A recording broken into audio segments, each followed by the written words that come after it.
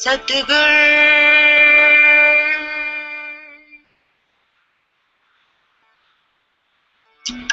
सतगुरु है सतगुरु है सतगुरु है सतगुरु है सतगुरु है सतगुरु है सतगुरु है सतगुरु है सतगुरु है सतगुरु है सतगुरु है सतगुरु है सतगुरु है सतगुरु है सतगुरु है सतपुरुष अकेला सतगुरु है सतपुरुष अकेला पिंड ब्रह्मांड के बाहर मेला पिंड ब्रह्मांड के बाहर मेला सतगुरु है सतगुरु है सतगुरु है सतगुरु है सतगुरु है सतगुरु है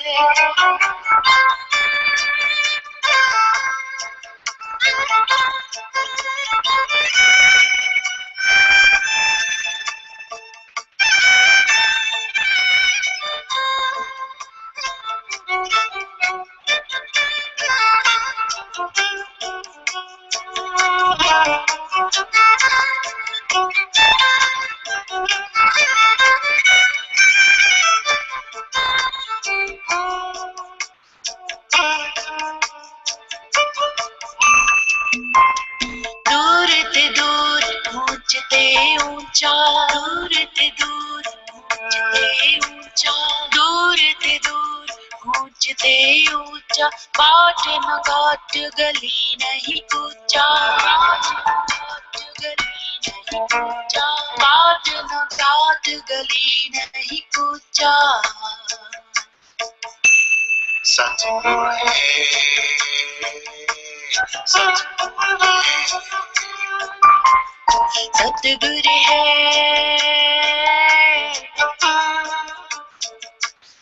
आदि है अंत मध्य नहीं पीरा आदि है अंत मध्य नहीं पीरा आदि है अंत मध्य नहीं पीरा अगम अपारित गहर गंभीरा अगम अपारित गहर गंभीरा अगम अपारित गहर गंभीरा सतगुरु है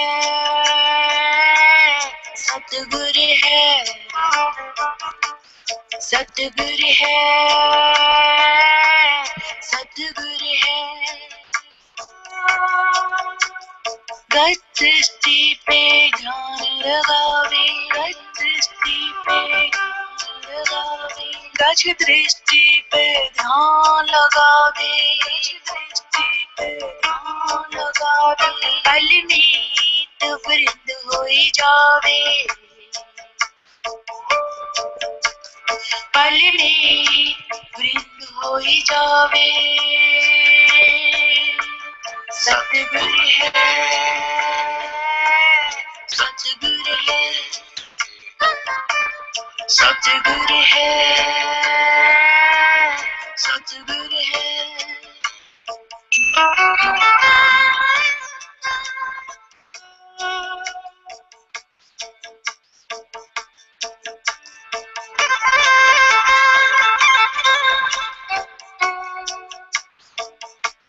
सतगुरु है सतगुरु है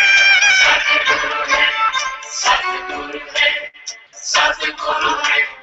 सतगुरु है सतगुरु है सतगुरु है सतगुरु है सतगुरु है सतगुरु है सतगुरु है सतगुरु है सतगुरु है कैसे चकोर चंद के ही पासा जैसे चकोर चंद के ही पासा जैसे चकोर चंद के ही पासा नीचे धरती बसे आकाशा नीचे धरती बसे आकाशा सतगुरु है सतगुरु है सतगुरु है सतगुरु है कह यारी ऐसे मन लावे कह यारी ऐसे मन लावे कह यारी ऐसे मन लावे कब चात्रिक स्वाति जल पावे कब चात्रिक स्वाति जल पावे कब चात्रिक स्वाति जल पावे सतगुरु है सतगुरु है सतगुरु है सतगुरु है सतगुरु है सतगुरु है सतगुरु है सतगुरु है सतगुरु है सतगुरु है सतगुरु है सतपुरुष अकेला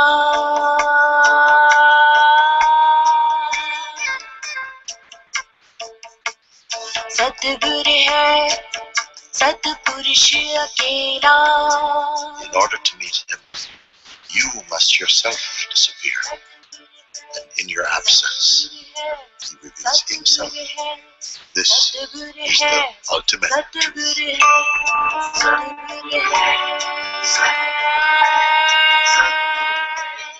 is the ultimate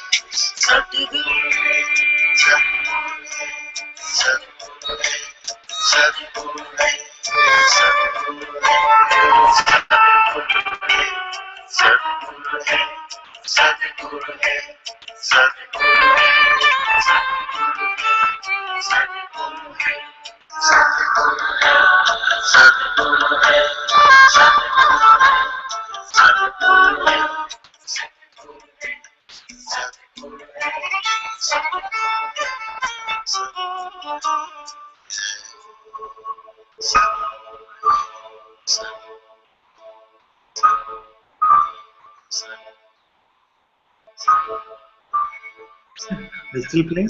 Sure.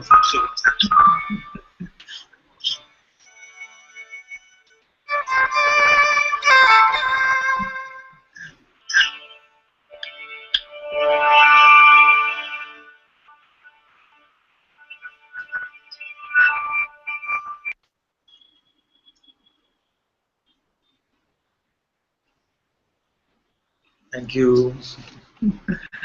The audio froze up for a while over there.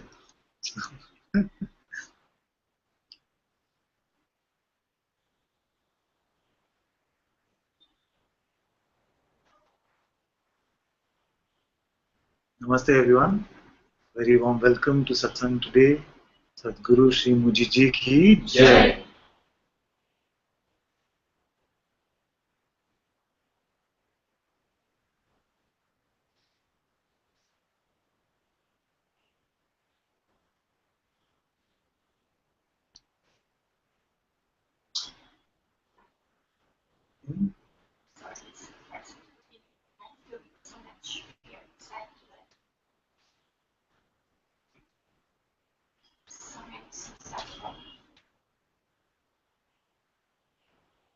She says that I'm feeling so much fear inside.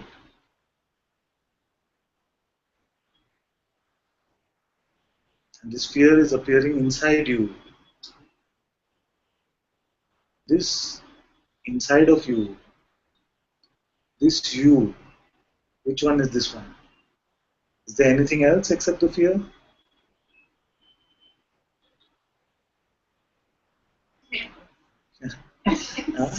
Take the mic.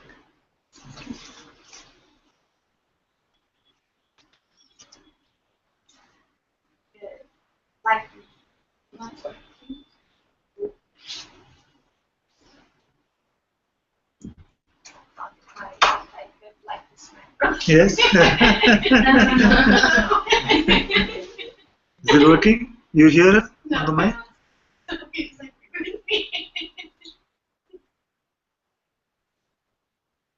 Because you didn't like the mic, now the mic doesn't like you.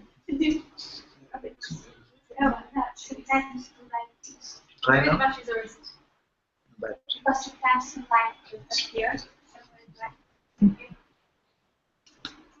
you come close, they'll hear you. Well,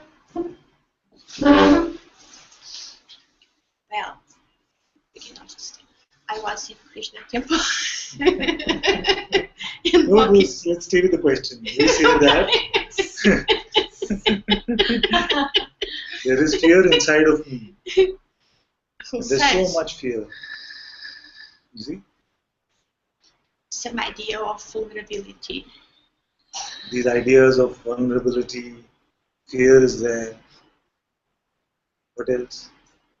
The desire of be free. The desire to be free. What else? And the idea that freedom is very dangerous. Another idea.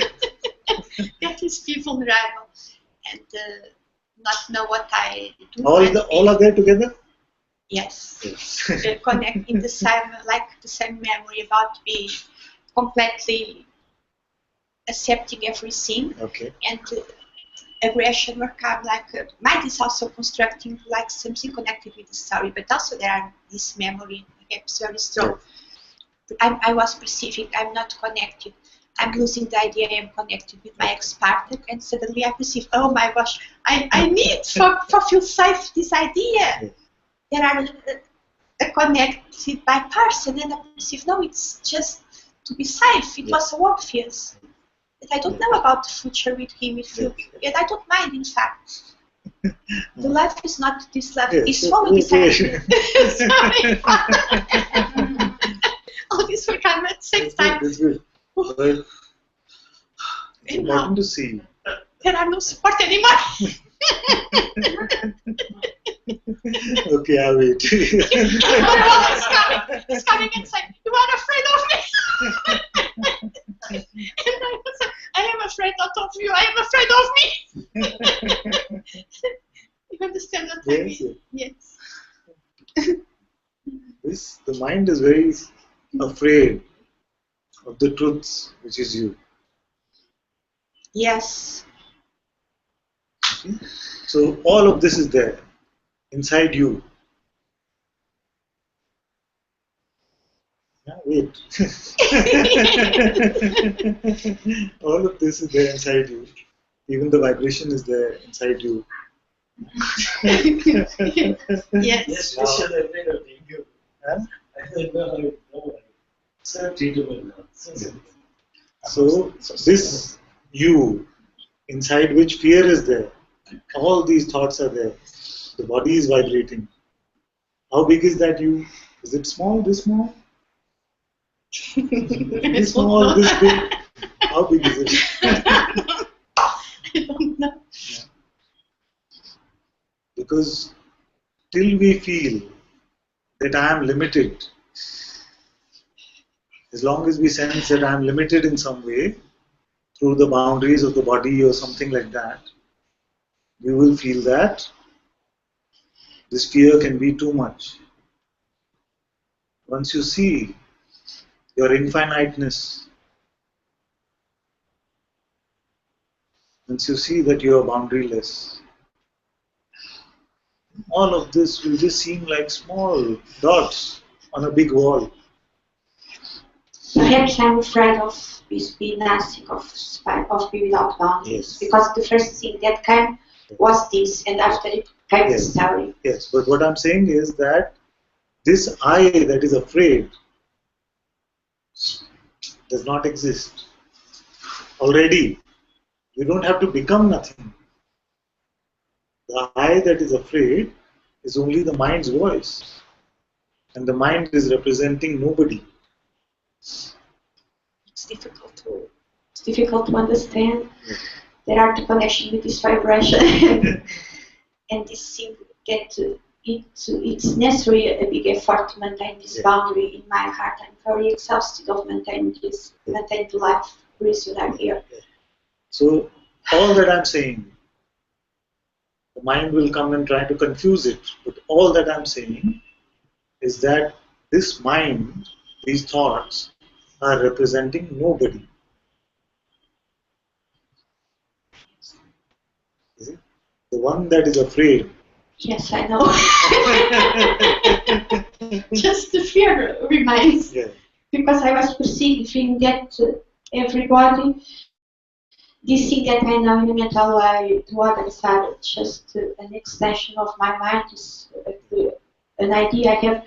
It's so obvious that, for instance, my ex-partner, all the time I'm talking to explain to him what I am doing here, and he's not interested. I was not able to perceive. He respects me, but I was trying.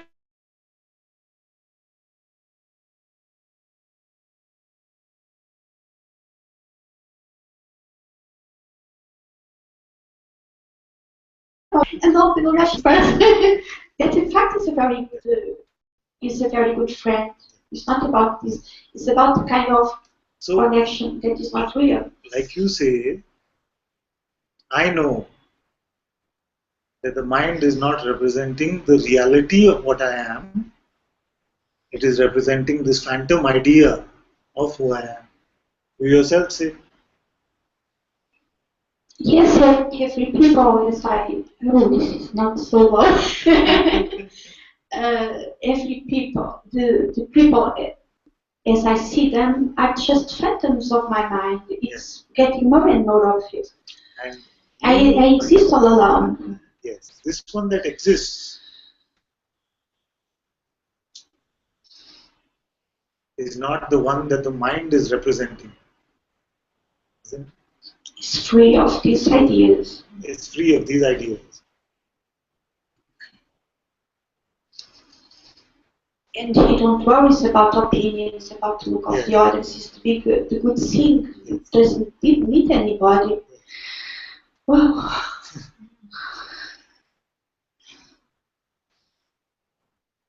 This is what you have to get used to. In spite of the fear, in spite of the shaking,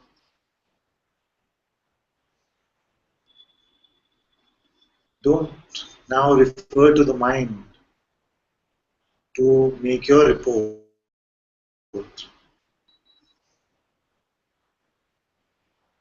Observe the urge to go to the mind and allow the attention to go if it wants to, but don't buy what it is selling, don't believe it.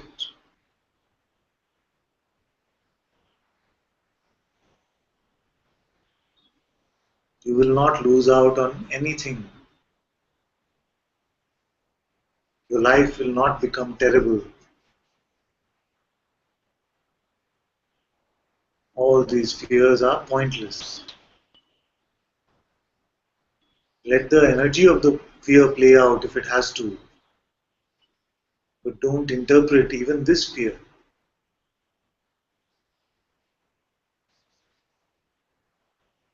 Whatever your mind is saying, it is not for you. It is not about you. It is only about the mythical ego, the mythical separation, which never really happened. Everything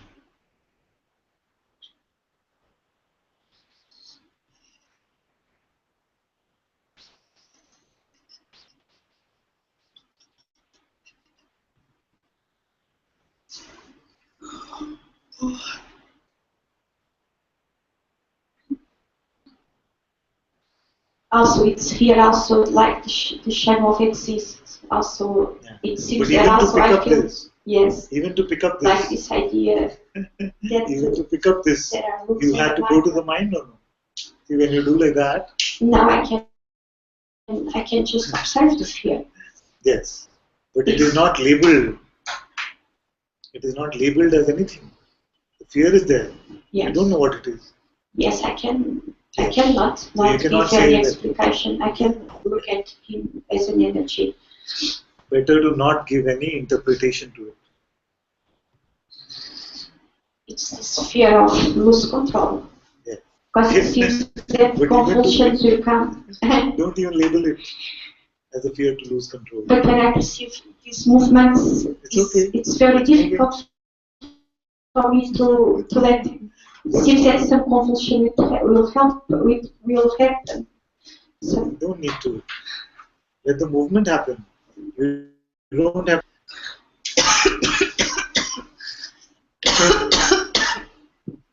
I just now Yes. do it. Thank you.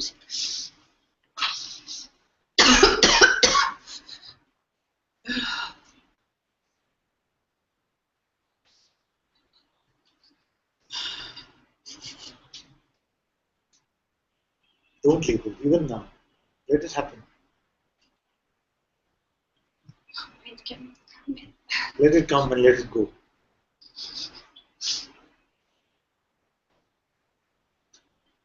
It comes up like a big shame of love. Don't label. Don't label.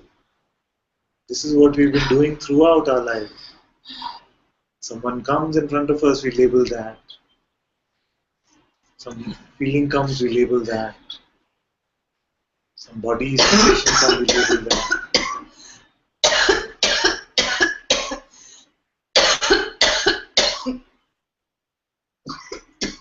I think some for me to come. It's okay.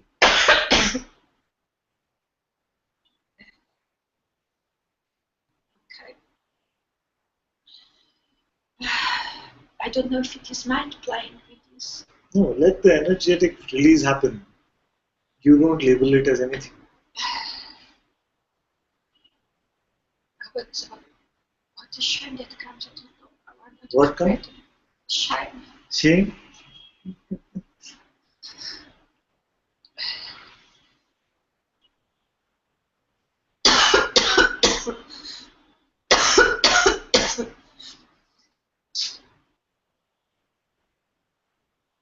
Of your life, like something like that.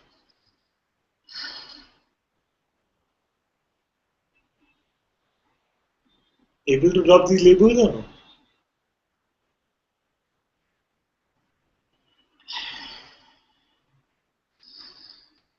Seems too much. Something.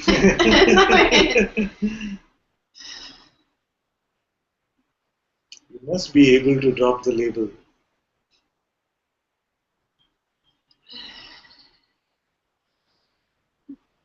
Because I don't know also if the cause is not mind.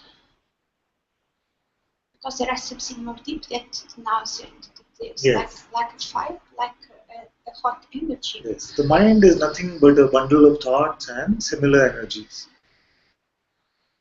You don't have to do anything. Just let it come and go. Don't have to get to the cause of it. How will it help?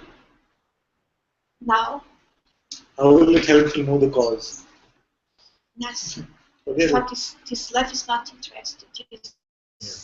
There are some like a hot energy that wants to come from inside. And it is not just in the heart, you know. It was like coming. But also there are these shines. Yes. It is more, it's a memory.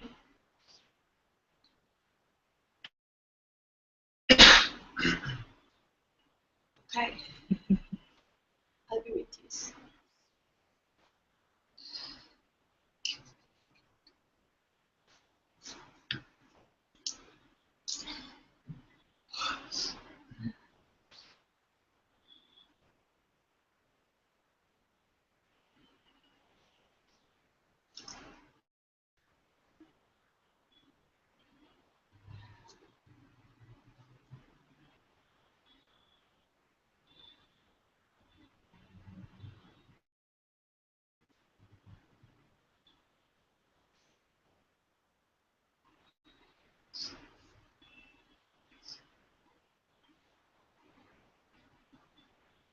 We can notice the mind tendency to label everything, not just objects which are appearing to us outside. Even what is happening with us, we are always in a rush to label. Oh, this is happening here, therefore I must be not free. Or this is happening here, therefore I must be free. Throw away the label free or not free.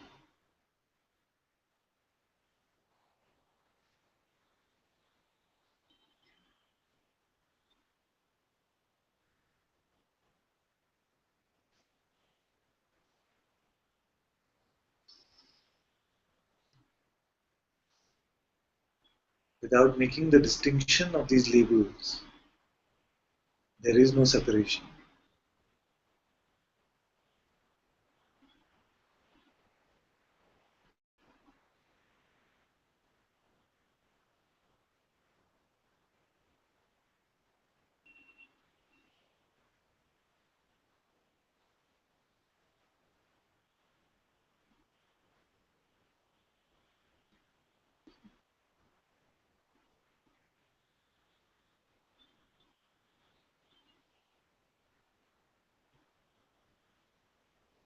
Are we okay to exist without concepts?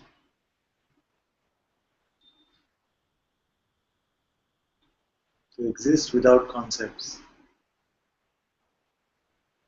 This doesn't mean that the mind will stop offering them.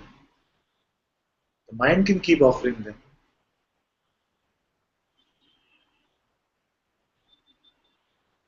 You don't believe them.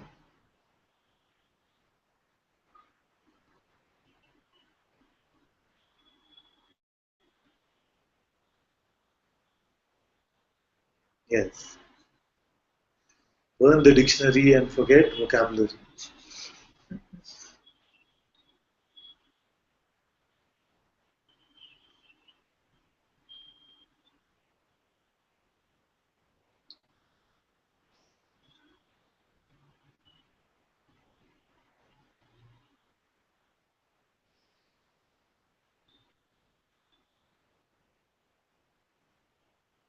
Look around you and see.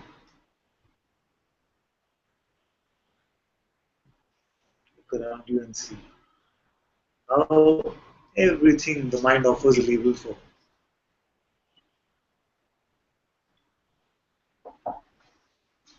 Even the words it hears, it wants to jump in and add some value to them, add an interpretation, add a confirmation.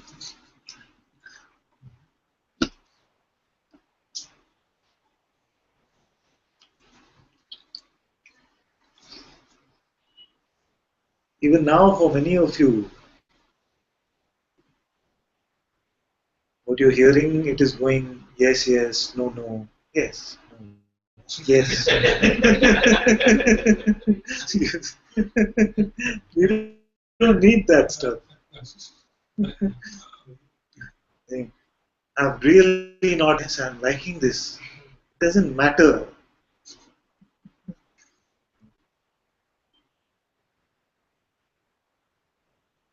It's labeling everything, interpreting everything. And then the story starts. One thing you pick up. It could even be as simple as, I didn't get his last point. And then the story can start. I didn't get his last point. Yeah, actually, now that I think about it, the last few weeks, maybe I'm losing it. Maybe I got everything that I needed from here.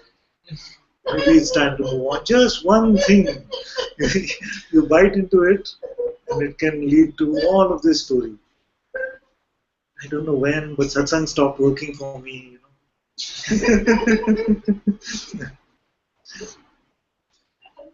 All this. That happened with you?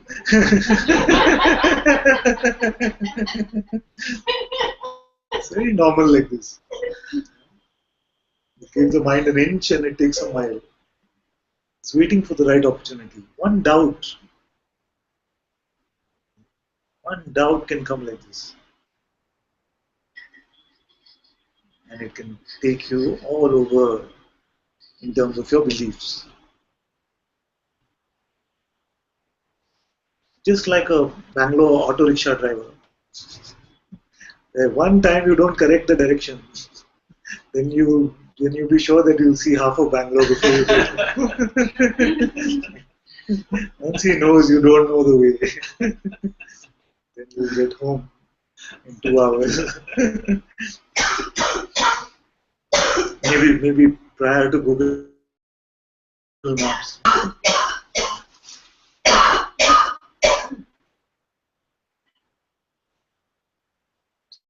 Just like this.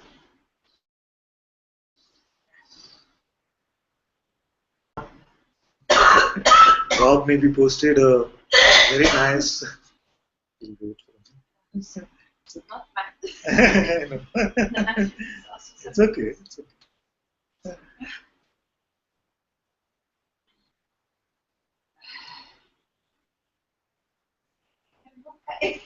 You want some water? No, I'm okay. Just Okay. I feel like some energy. It's just stuck in its head. Not so stuck. Yeah. It seems like it's stuck from Yeah. inside. Just be careful of the wall. I can't vomit like over there are nice and fire. It's Yeah. Careful of the wall, don't hit it. There's a wall behind you. Just be careful, don't hit it.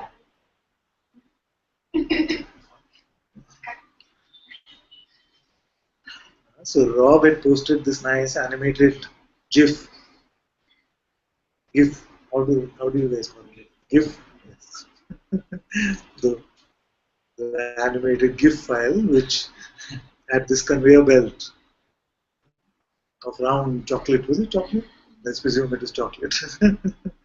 And this old series, I Love Lucy, where she's stuffed her mouth first, and now then she's collecting in her clothes. She's collecting all these things from the conveyor belt. That's what we've been doing. We take one idea, stuff ourselves with that, and then we want to collect more and more and more concepts. And we feel like these concepts will give us something. We will find some freedom in them. But burdening ourselves more and more with these concepts is not freedom.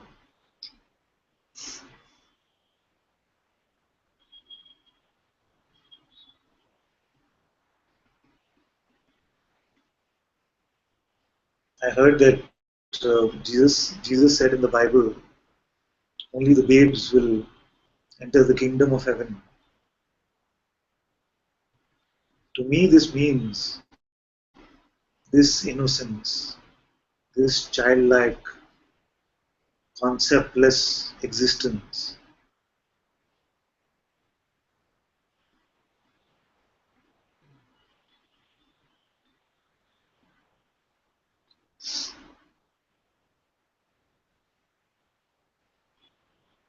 And the best part is that every moment you start like this,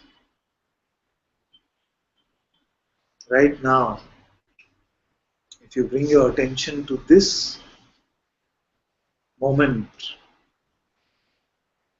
there is nothing. You are unburdened.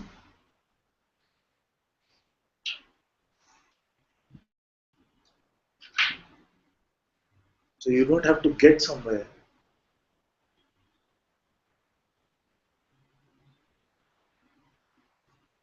What's happening is that we pick up this heavy basket of concepts, and naturally, in every moment, it slips through our hands and falls back down. You are free right now. The fear can come that I'm missing something. I lost my basket. You see? But now, even if you look at the basket, even if you give your attention to your next thought, don't pick it up. and you remain free.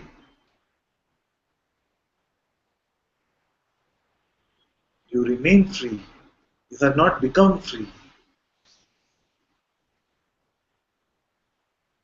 There is nobody here to become free. It is only God pretending to be a person and God dropping the pretense.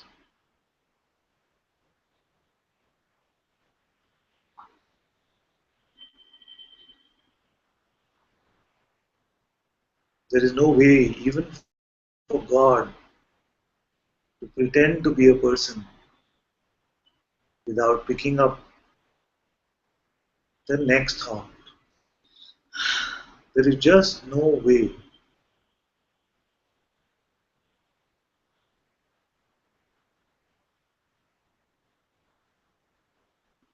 How many of us are with me in this? There is no way for consciousness or that which is to pretend as if it is a person unless we pick up our next thought. Is there any other way for the pretense to continue? Yes. I don't see it. So if this entire tree of conditioning is dependent only on our belief in our next thought, then what about the spiritual journey?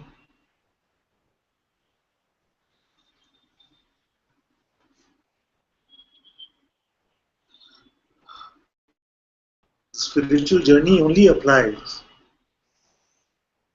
as long as we are picking up these ideas. Is it? And the so-called spiritual journey is excruciating if you're doing half and half. If you're distinguishing satsang and the so-called real world, if you're listening both to the voice of the being, the intuitive presence, the Sadguru, and we're listening to the mind, if we listen to both, then it can seem like we are prolonging the spiritual journey.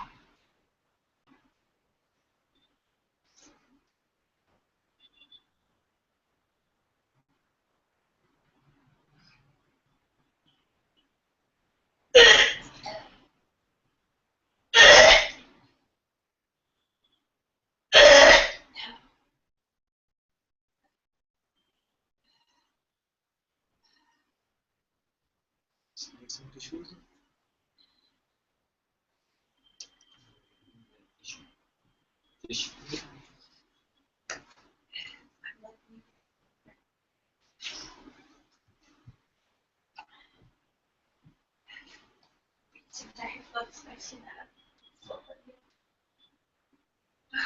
I don't mind this. I don't mind. Okay. Because it's a recording.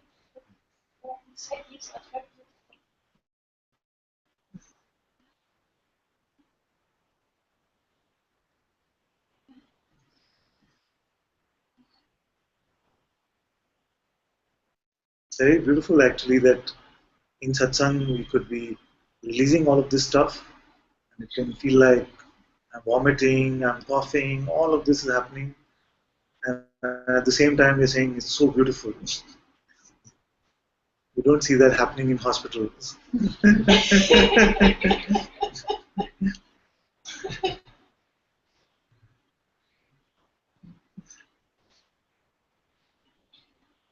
Father, can I come up?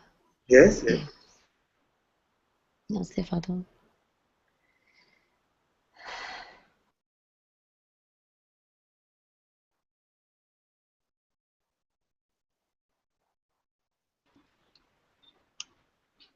Father, can you hear me? Now I can hear. Yes.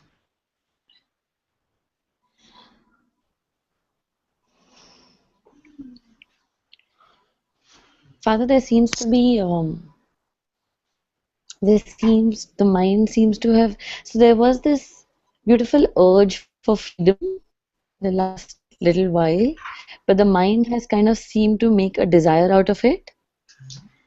And now the mind is also throwing a fear that, but this freedom is very rare and only such few people come for satsang, and out of the few people who come for satsang, such few people can be free. So it's almost like um, you're chasing something which is not going to happen, and there's so much oscillation between.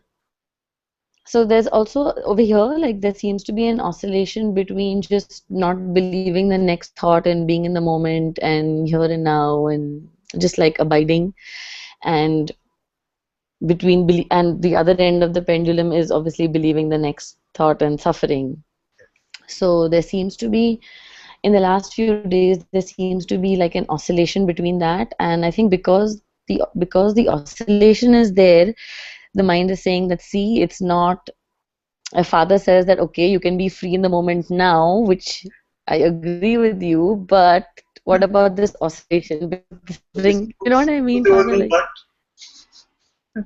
huh? Suppose you didn't add the but. The but, where was the but? I agree. You can be free now. I agree with you. Yeah. Then what about the moments that when I'm not free, father? What about the So there seems to be a desire to not have those moments and only have the moments where I'm abiding in the self. Okay, And so forget about this desire.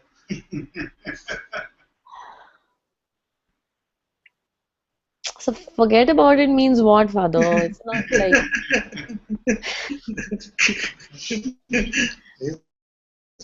Forget. Don't give it any value. Because you know it's just a thought. Did I say that you will never have moments of identification? Did I say I never have moments of identification? but father, your moments of identification are way less than my moments of identification. Yes, there is something to this, what you say. So that will keep reducing. There seems to be this thing that, father, I wanted in this lifetime. Yes. And it's like, I think for me, it's the first time that all this is coming up because I've never really, like, I think I've spoken to you about this before, that since 1.5 years since I've been coming for satsang, it's not like I've had an urge for freedom. I've just been coming for satsang. I don't know how and why and etc. And every time you asked me, are you here for freedom? It's not like there wasn't like a yes for me coming. But in the last 2 months, it's like this huge urge has kind of developed, which is leading to all these freedom kind of. So the mind seems to be using freedom to now not have freedom. If you allow this checker guy to continue a minute longer, I will come to Pune and whack you. Then, father, I'll allow it.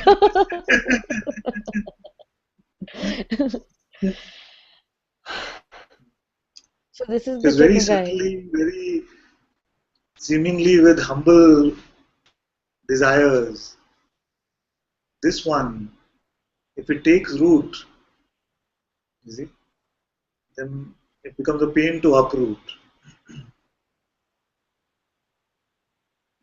You see? So far you say that it's not been so strong, and now it is coming.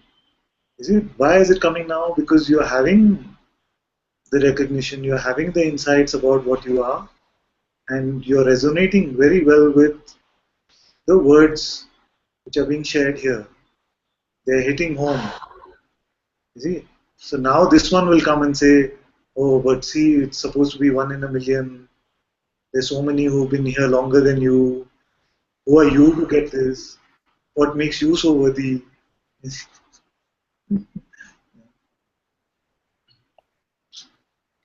Just about the right now.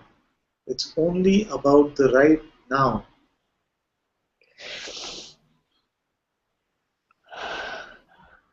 It is only the mind which comes and says, but what about then? What about after satsang? Only about now. Resist the urge to make this meaningless mind meaningful. Just now. It is enough for me.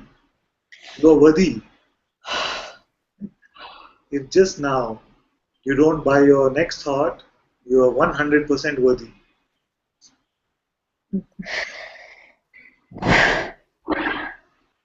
I don't care what you've read, which masters you visited, whether you know the difference between consciousness and awareness, whether you know both of them are one.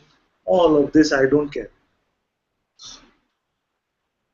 If you can just see right now that there is the power to give meaning, to give relevance, to give value to my next thought, and I will not give it to this thought, it is enough for me.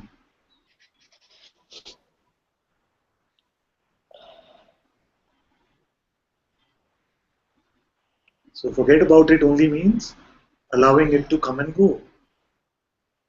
Don't dance with it.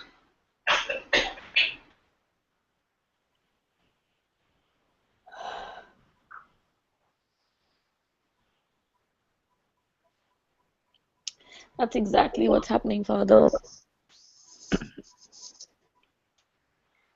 Exactly.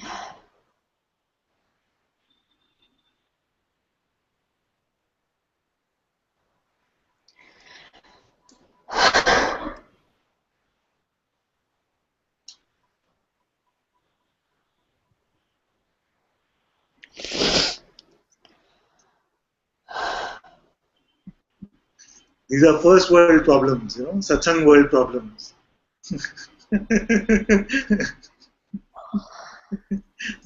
When we come into satsang, it's just like, I don't want to suffer anymore. I just, want my relationships to be better. I just want to be happy. You see, like most of humanity. And as we see that we are letting these thoughts come and go, that is coming. I'm not really able to hold on to suffering. Then suffering comes through what? Then it comes through these first world problems. You see? Freedom, do I know awareness and consciousness? And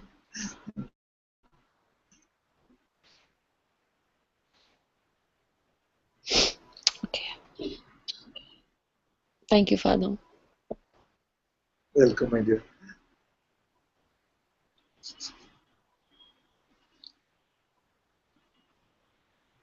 And you can say stop laughing from there also. You don't have to be here.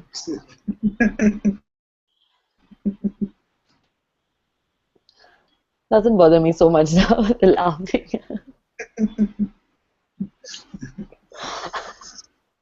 Because you're Thank you. realizing that it's not serious. Because Yeah, I spend quite a bit of time laughing at my own thoughts as well. So like it's a mastermind, the mind, the kind of stuff it can dish out, and it's just now we've separated the master and the mind. Listen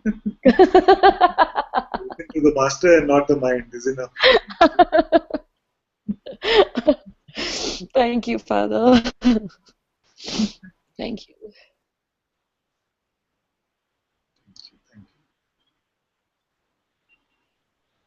Can I come up, Father? Yes, yes. Oops. Oops. Hello. Can you hear me? Is your video off on purpose or we don't see you? I'm on video. I can Okay. see my. We see only Arunachal. At least I see only Arunachal. No, I'm here. I'm really. I put. Let's see. Let's see. Once again. Doof. Video. But it's okay. We can speak to Arunachala as well. Oh, you exited and came back? Let's see. Let's see what.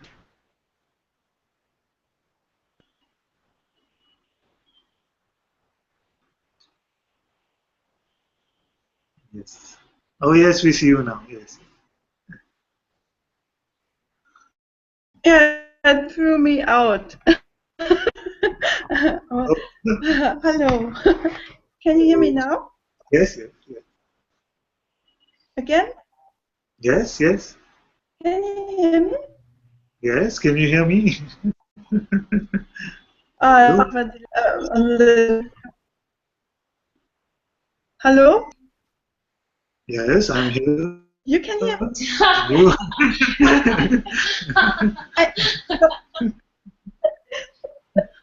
I have a delay and this thing, you know. No, it's very patchy.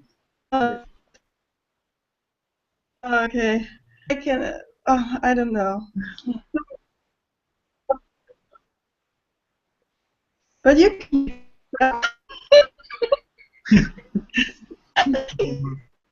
I hear some laughter. I don't hear any words besides that. Okay. So can you hear me better now when the camera's Yes, off? much better. Yes. Okay.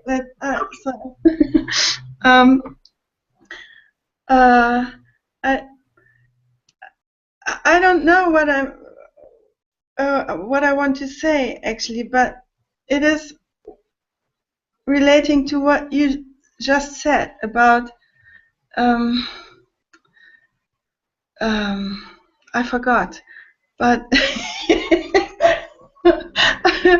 it's again and again here's something about allowing what you said, allowing, and before you said something else what I forgot. Labeling, yeah, labeling, and I find this so amazing. You just said,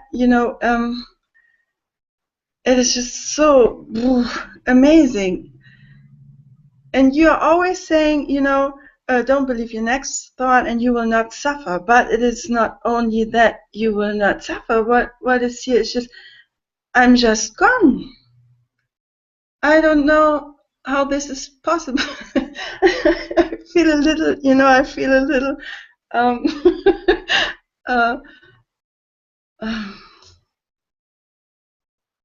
I don't know, actually. It feels so, it is like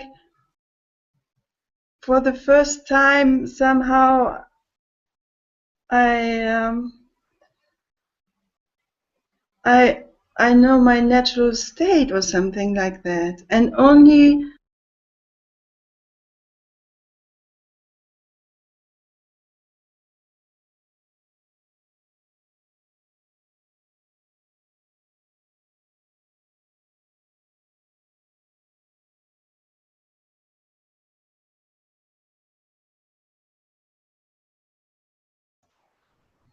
I'm back. Can you hear me?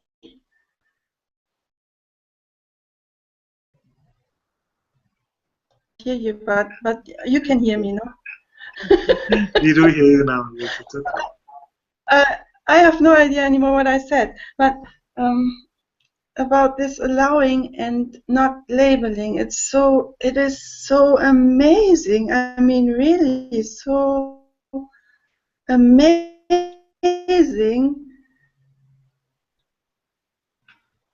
It's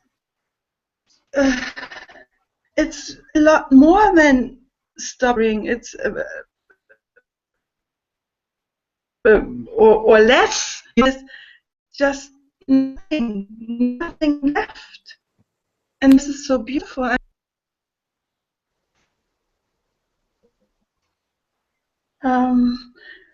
And but this is one thing, one thing. Just stop living or just allowing what is just and it is just so immediate. It's just so immediate, and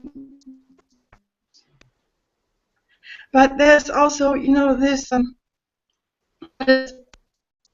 even more if you can say something, is, you know, just seeing. I'm just so, I don't know, you know, what is, it is so, I have no words for it, but, you know, to just see how the body is moving, and and ah I don't know.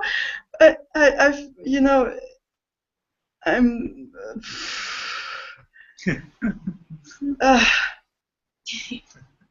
I, um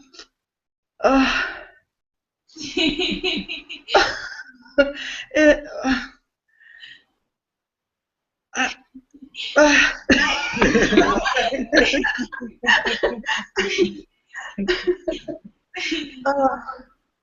Actually, it can seem like in the world, if you are ineloquent, then it can seem like people don't understand us. But in the Sangha, if you are ineloquent and the words are not coming, I feel we understand very well.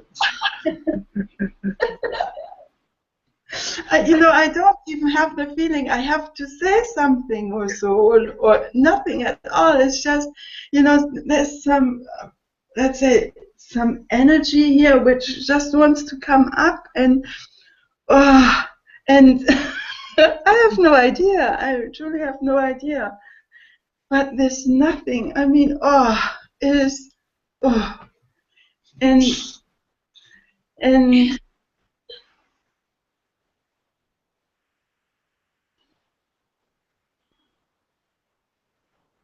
We lost your audio.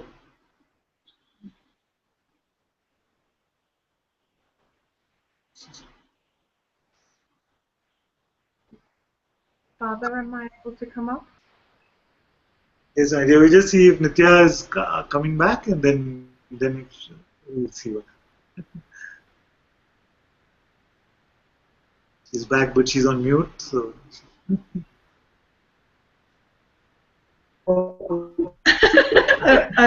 I will just go. I all the time. I'm going. Thank you.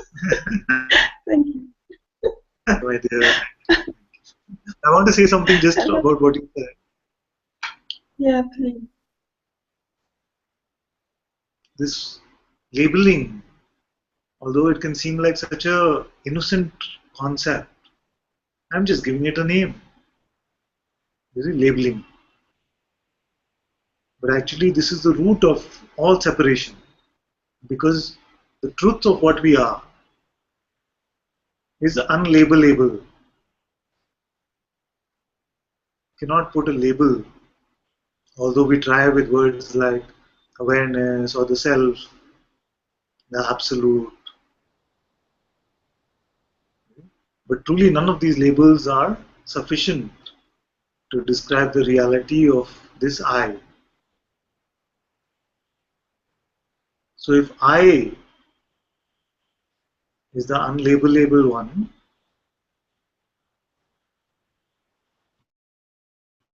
and everything that appears is just a projection of this I, is an aspect of this I. Therefore, this also ultimately has no name. Therefore, it is the unnamed one playing as name and form.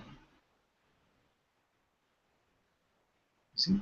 Therefore, Maya is called this world of name and form, which actually does not exist, has no tangible reality.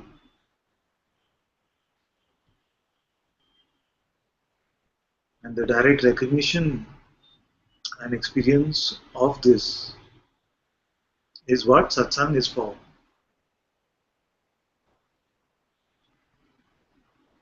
So as we let go of the labels in this appearance, with that we let go of the attachments, the ideas of mine and me, the unburdening of all of these concepts. is the end of conditioning. Because there can be no conditioning without labels. There can be no conditioning without the idea of me. Then only existence remains. I am.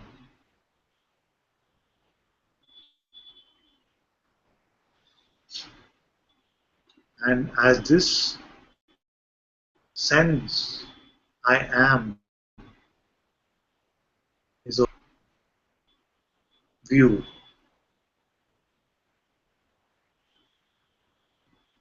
then it is seen that I am that which is prior even to I am,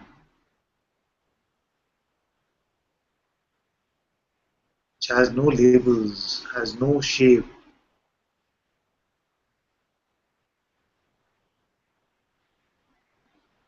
And all this labeling was part of this video game called Maya.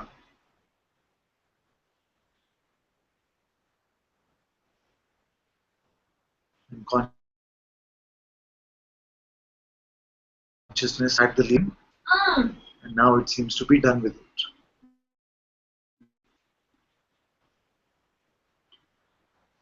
Therefore, the dropping of labels is really important, we can say like this. Because you cannot carry your labels and drop your identity.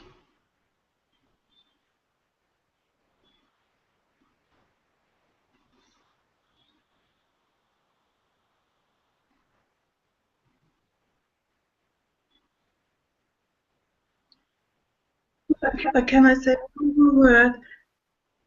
Because, well, it is really, it feels here like here it is even impossible to label. Very good. This is so. Very good. Yes, if it comes to this point of impossibility, why it's impossible now? Because it seems so fake. It seems so ludicrous. It seems like the flower doesn't need to be called a flower to be a flower.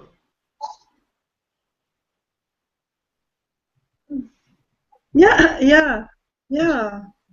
It, It just is. yeah.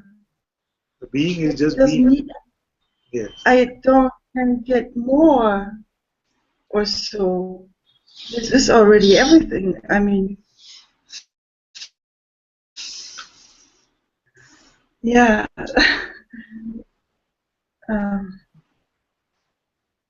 It is. It's just so amazing, Father. And I feel, I have to come up again and again because it's so amazing. And yeah, and that's why I came. Thank you. Thank you. Thank you.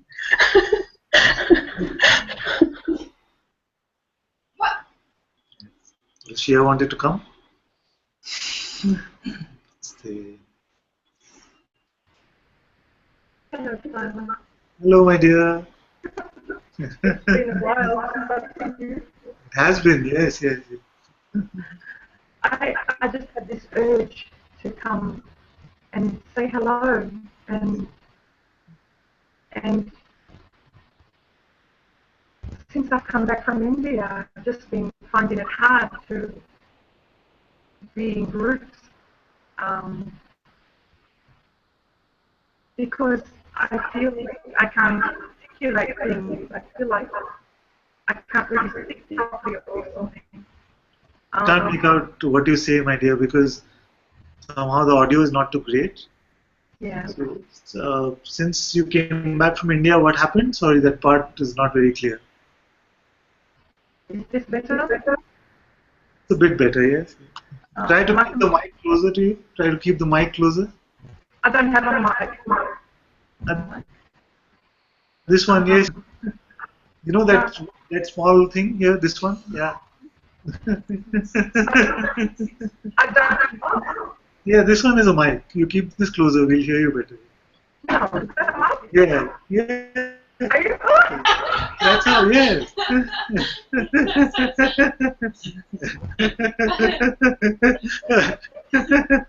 You trust me for you. You trust me for the reality of existence. You trust me about the mic also.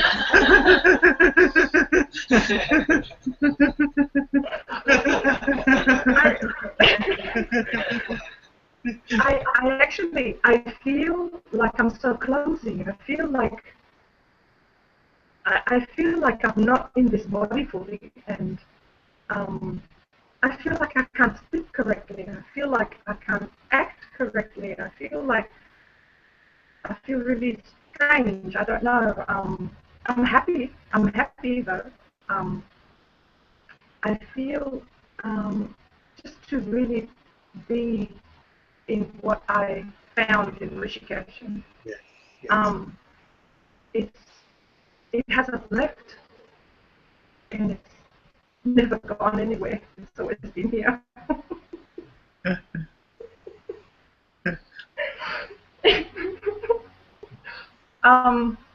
But you know, the thoughts come in. You haven't been in hangouts. You haven't been with satsangs, and what does everybody think of you? That you don't care. And I know they're all thoughts, and I see them, and they don't really bother me because I know if that was the case, that you know, if others thought, oh, she has forgotten us, I do care, but I don't mind because I know that's not true. Because I can't leave any of you. I love you too much, and and the love is just so huge. But I just felt I just wanted to come and just to say hello and just to let you know that you know you're always in my heart, and I don't really have anything to report because I can't report anything about this. You know, my friends have asked me, "What happened? Tell me all about it. Tell me," and I can't. I can share little things like, you know, my moments, but I can't share this. I just can't share it. And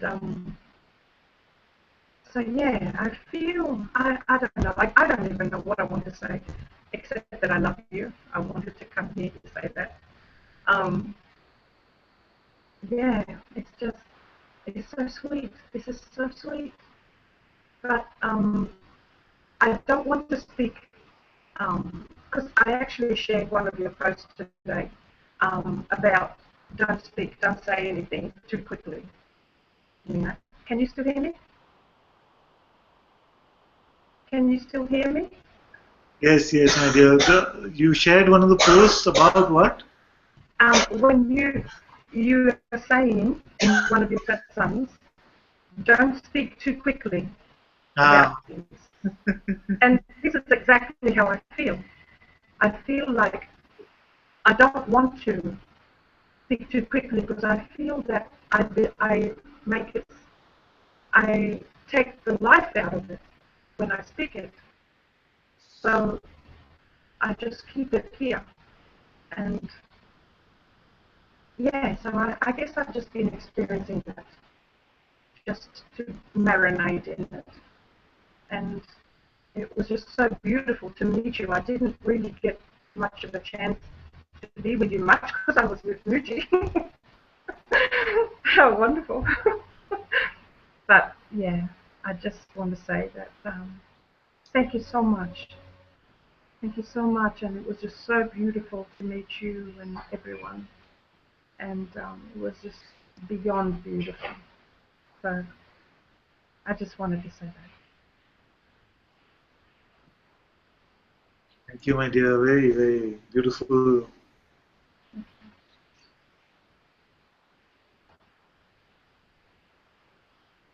Yes, you can never actually leave. It's not. These are not trivial connections of oneness that we have together.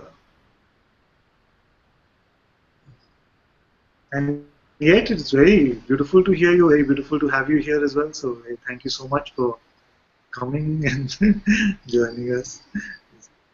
So it's very nice. An important point you also brought up was about not sharing, not being in a rush to share, to speak. Because what I was saying the other day in Satsang was that as it is, such a delicate time, we have to say like this, that it's such a beautiful,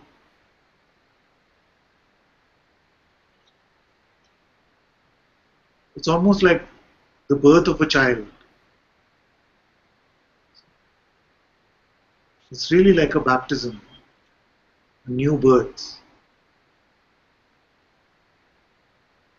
And much too often does it happen that very quickly the mind comes in and wants to own this freedom. Okay? So in this time, as it is, the mind will come with a lot of proclamations and a lot of ideas about did I get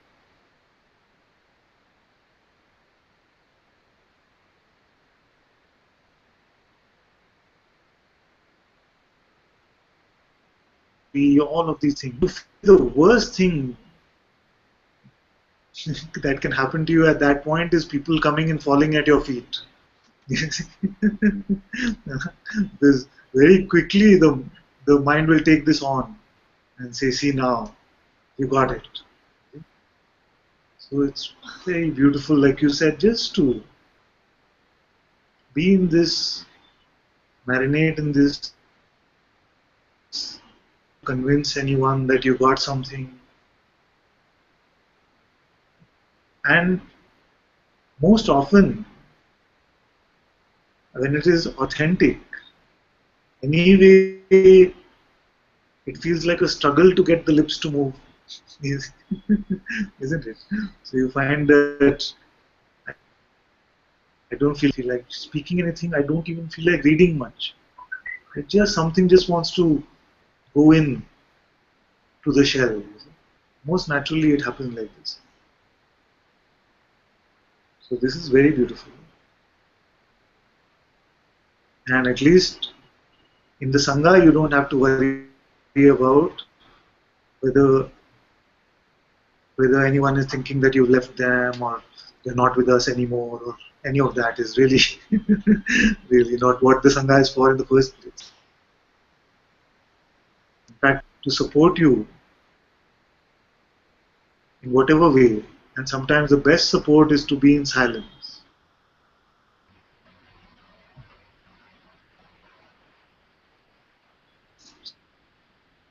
So this is for your recognition and for your marination, so that all these dregs of conditioning can be washed away.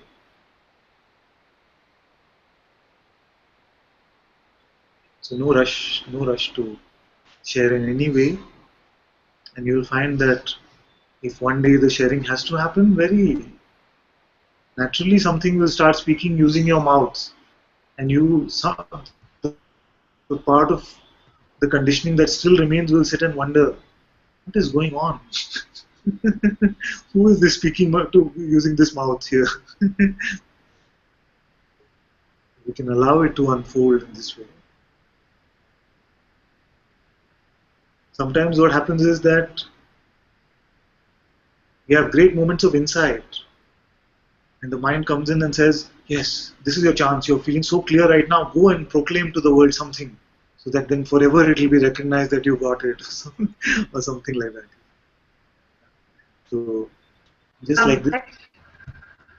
Actually, I don't believe anything the mind says anymore. Yeah. None. It's really funny actually, Yes. because I'm walking around you know, in the home doing my things, and my mind is so quiet, and sometimes I have to struggle to think. Yes. It's a struggle. Yeah, but when the thoughts come, I can see them and I just ignore them. Unless it's something practical that I need to do, that's different. But it always has a smell. Mooji talks about the smell. Yes, yes. And it has that smell. And it's not so sniffy anymore. But I will never say never because I don't know. It could catch me. But at the moment, it has a smell. Very good, very good. So, Yes. This is the best attitude. The best attitude. I can say nothing about the future, but right now I can tell you that it seemed like so much effort if you were to tell me to believe my thoughts. It seemed like such a struggle to think about things. Yes. This is the best. Very good. Very happy to hear this report. It's very beautiful. It's like this. It also gives reassurance to everyone who's listening, reassurance to the rest of the Sangha. That when we say that there comes a point where actually becomes so much effort. So everyone gets tired of hearing it from me. So I'm very happy that you can also come and say, yes, it becomes a struggle actually to buy these thoughts. So if someone was to give you an assignment now, that I'll give you $20, you'll say, no, I don't want to because it's just too smelly, you see.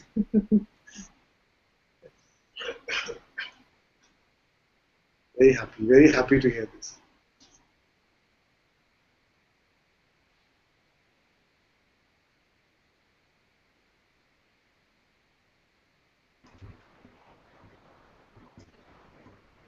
Bhavan, can I come in? Yes, you can come. I think yesterday or day before yesterday, like you were saying that Ribhu Gita, Astavakra Gita, they all seem like kindergarten. So there was a tendency here to check. I just could not, even I tried very hard, but there was absolutely no interest in knowing what is written in the Ribhu Gita or what is written in the. They still looked just black and white. Yes. They still looked like black and white. And there is one more thing actually which I wanted to say. I did not want to share it at all in the heart altar. I rang you up somehow, somewhere I got your number, and I just wanted to offer it at your feet. That's all. And I wrote too much there, whatever came up, but there is something which I want to actually, say about it.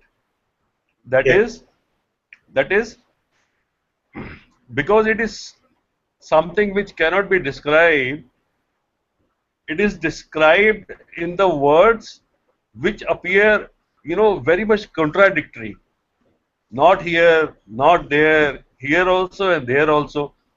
Now, what I want to say is that when you read, something like this, nobody should try to figure out, how it can be here or how it can be there, either neither here nor there. The simple thing is that since you cannot describe it, you describe it in such a way which looks, very, very complex. For the mind, it is very difficult to comprehend. While the simple thing is that when it is nothing, how will you describe it? When it is not describable, then you can describe it in any language, any word. You can describe it in any language, any word. So people who read the scriptures, you know, uh, I'm Brahman, I'm this, I'm neither this, I'm nor this. all the what happens, the people actually, the seeker gets stuck in the language of this and tries to visualize, in fact, what could it be which is neither here nor there. He will never get it. He will never get it. Just throw every meaning into the dustbin. Just throw every language, every word, every vocabulary just into the dustbin. Throw everything, drop, and just hold on to the feet of the master. You also said, like, when you met Guruji, only then the thing started happening. There, there is no other way. There is no other way, Father. Drop when you hear it like a sound. There is some sound coming, and it is striking your ear, and you are hearing something. Don't interpret anything. Whatever has to happen, it will energetically actually, come from you to the listener. There is no need to interpret anything. So these are certain simple things actually which I wanted to share. Very good, very good. Very good.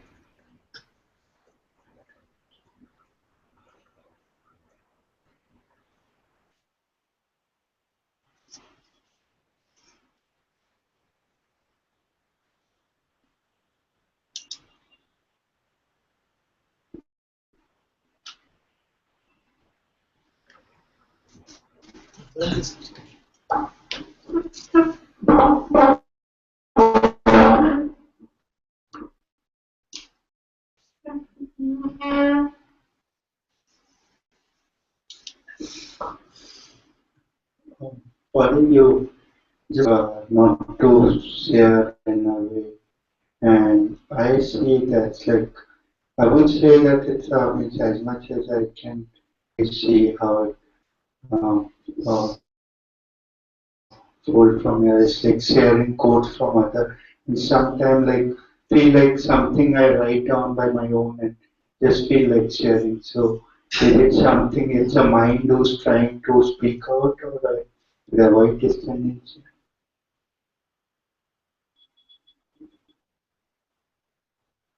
You're saying that don't be in a rush to share, mostly because don't be in a rush to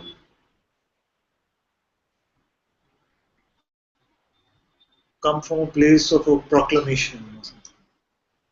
Don't to smell the smell of specialness if something is coming from you. Sometimes, in fact, I enjoy something you posted just the other day. I liked it also. So sometimes just this very not natural urge comes, there's some insight comes and it almost types itself out. So we're not talking about that. Just that little bit of seeing what this is for. I feel that what is it for is a very beautiful question. So in asking ourselves what it is for with full integrity, very quickly it becomes clear to you what it is for. Is it to show that I'm so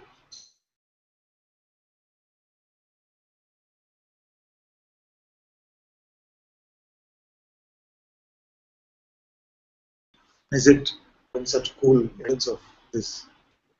So with integrity, you're able to just check. So what is this for? And see if there's some specialness, some arrogance floating about in any of that.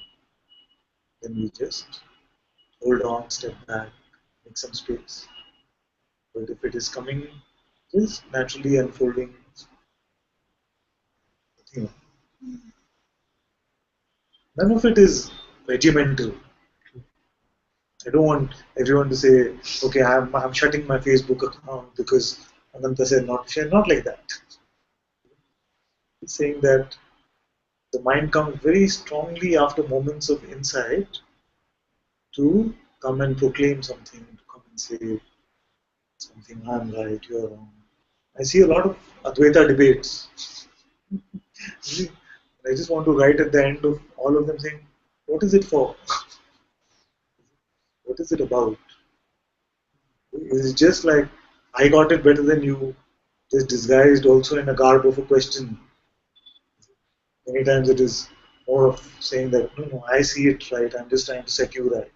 So you might as well go and say that, not you. Many times when I see these debates, then you might as well go and say, see, buddy, you got it wrong. I'm trying to straighten you out. Instead of putting very nicely that, like this question mark, then love, love, love.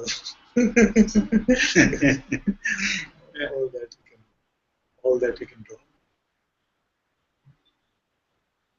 Just with naturalness, you'll see that whatever needs to be shared, if an insight emerges which is going to be heard by the rest of the world through your body mind, then it will be heard to the rest of the world. It just like Usha was saying, just to smell it a little bit initially, because we're so conditioned to believing our thoughts. And as this seeming handover is happening to our intuitive presence, it's very important to go slow a bit. Because very quickly the same trickster becomes the spiritual ego, the spiritual trickster. And that one is very tricky to dislodge. See, because if you pick up, if your mind picks up 10 concepts in satsang, what we share as the key pointers, then, and you just keep it at a mental level. And if you just keep it at a mental level, then even the words which are coming from here will not be able to dislodge those concepts that easily. Because you just say, yeah, I know this. Nothing. I'm saying, no, but we're not talking about this. Yeah, I know it's not about the mind. So Advaita is a very good defense for the ego itself. That's why what he was saying was this contradiction. See, neither this nor that. If you're okay with not knowing anything, that's a beautiful test. Actually, the truest test is the presence or absence of the sense of suffering.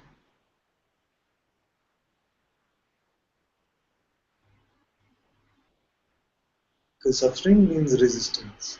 Resistance means ego. You cannot suffer without a resistance to what is. And only the mind is resisting what is.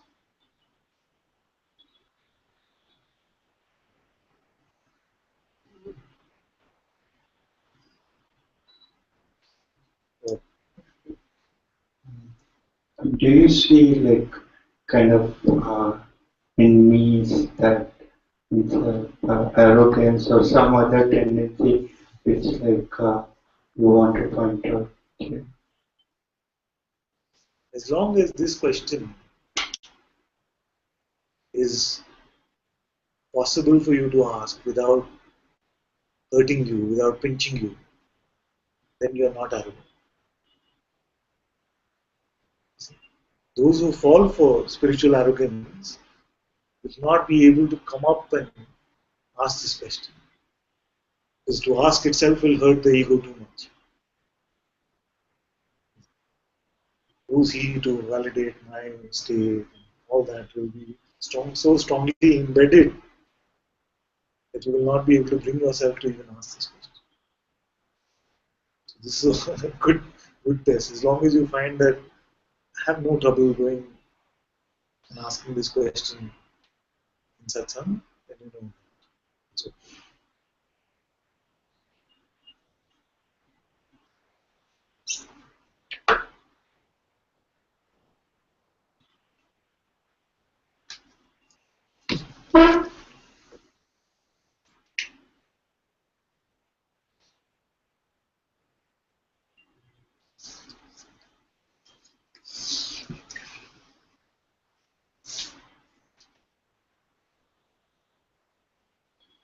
Nothing, my dear. You want to go and rest? Or? Yeah.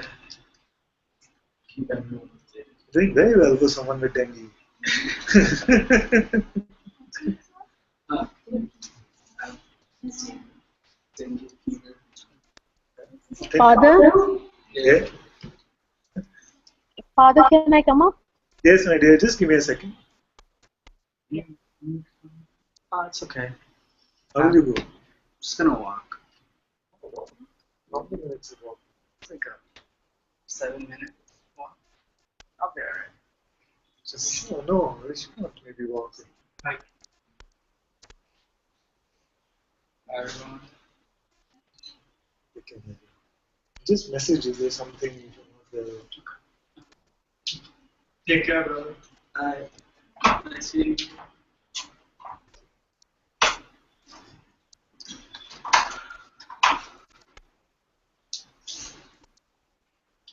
it's mine.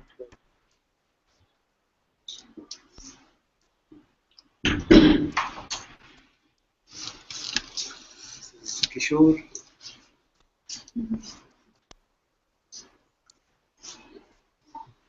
Also, can you explain the surrender? Want the simple explanation or the complex one? Something which I can understand. When everything is your God or Master or Father, whatever you call it, that one's problem, that is it.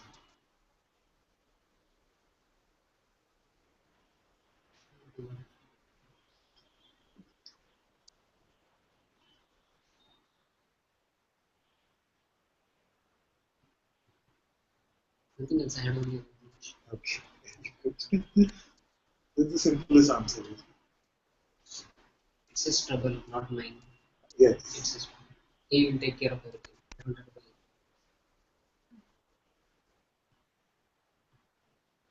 worry.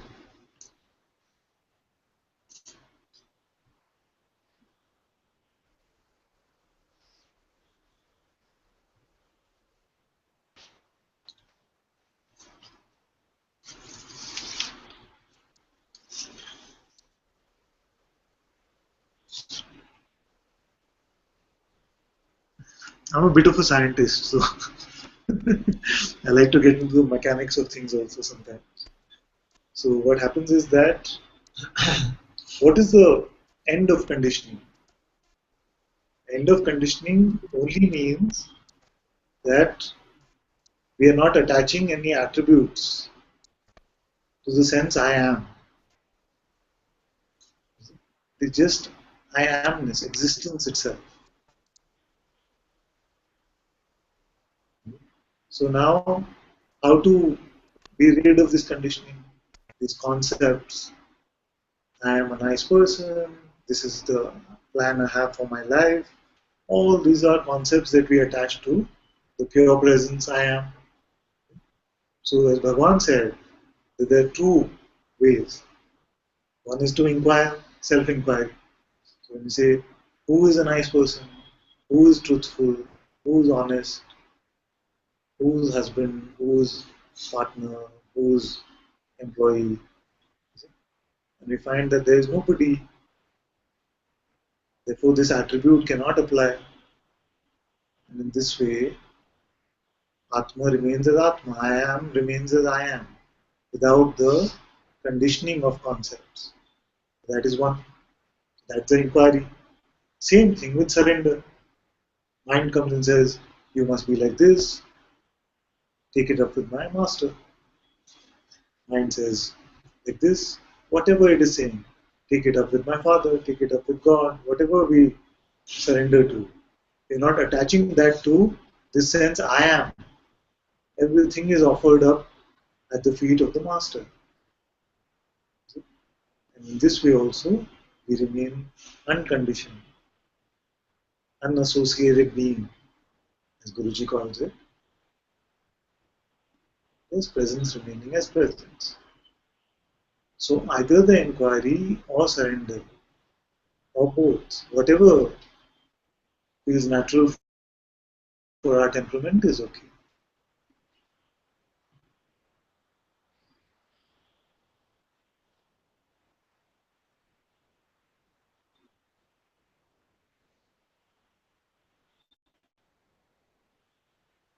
Okay, Tati wanted to come.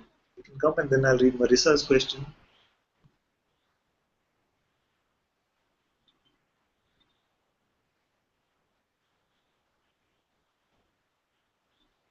You're saying something, my dear? We don't hear you. Yeah, can you hear me now? Yes, yes. Yes. Father, I'm at a very basic level, so my questions are also basic, actually. Saying that don't ask me who I am. That disclaimer is always used for that. I know this one. Isn't it? Isn't it?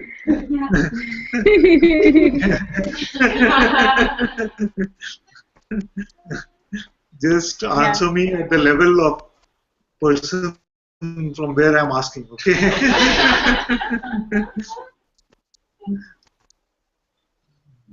Yeah. Okay, let's hear. I'm very bad at answering as a person. You see, I have terrible advice for you. Okay.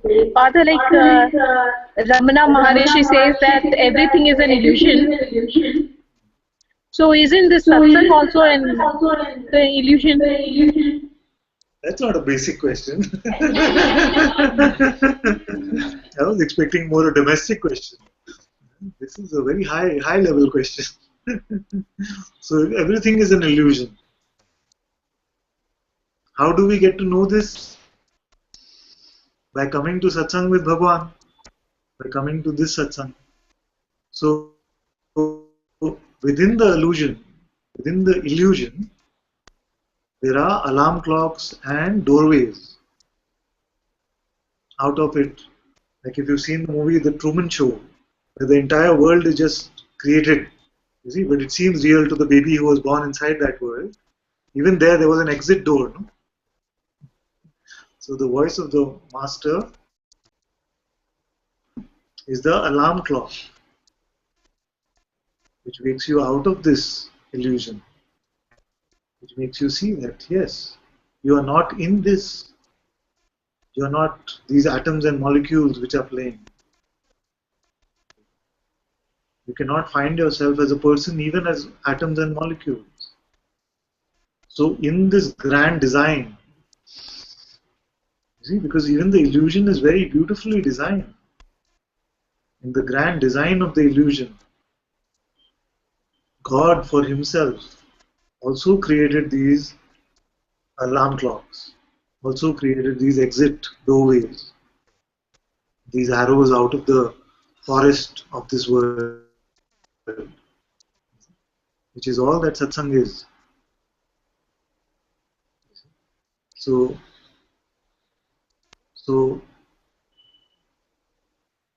within this illusion, is there anywhere else except a satsang where you can ask this question?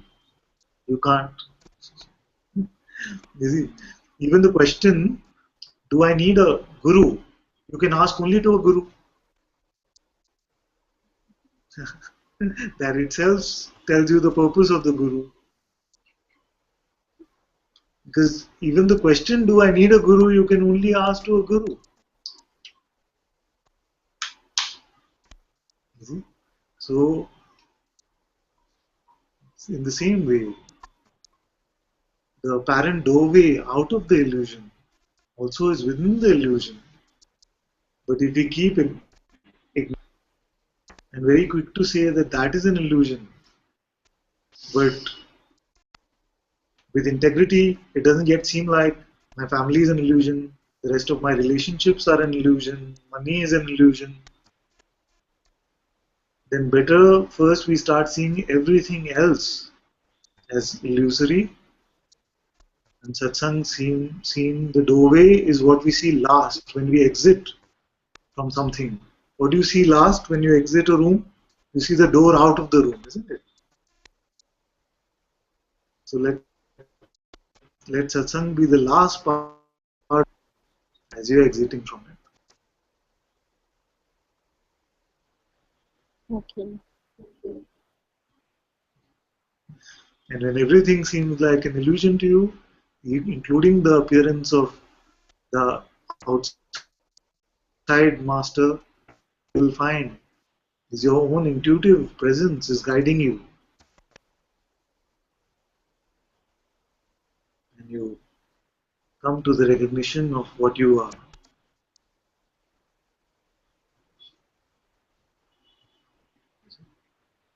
So even don't believe your next thought is a thought. Even who am I is a thought. You see? Are you aware now is a thought. All of these are also thoughts. But let's let these be the thoughts that we discard the last, because it is these concepts which are helping us to get rid of the other concepts.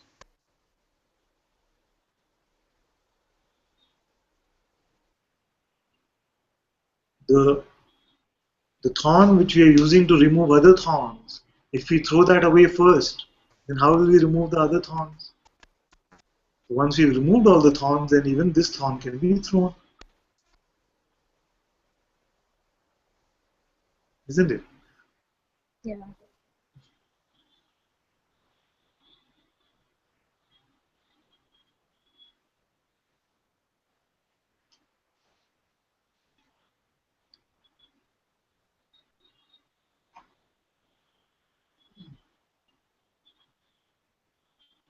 Father, what could be the reason of for the delay in awakening? As I often say, the prolongation of this seeming spiritual journey is only if we are buying little from both sides. You see, from the guru and from the mind. If you're consuming a little from both sides and not committing to one, then it is a prolongation of the spiritual journey. If you commit to your mind completely, then it is the end of the spiritual journey anyway, at least for the time being. You see? She was not in the hangout. I wonder whether she heard. But if you commit to this voice, your intuitive presence,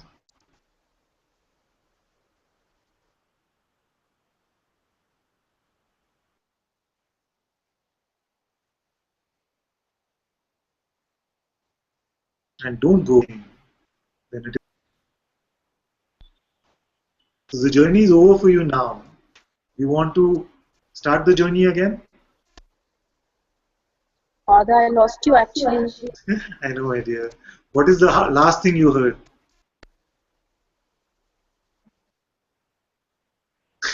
That's always a difficult question.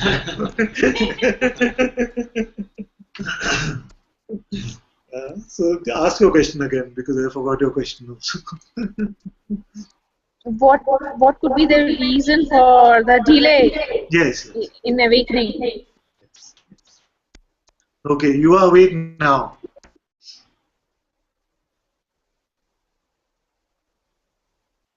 Now don't pick up the delay.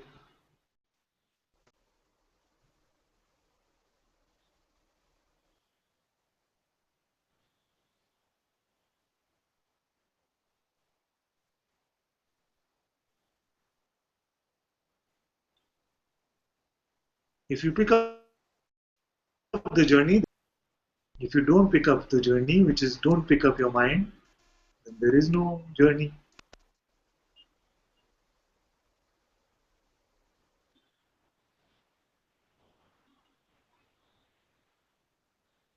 So for this, we must be empty of all our ideas about what awakening is, or what enlightenment is.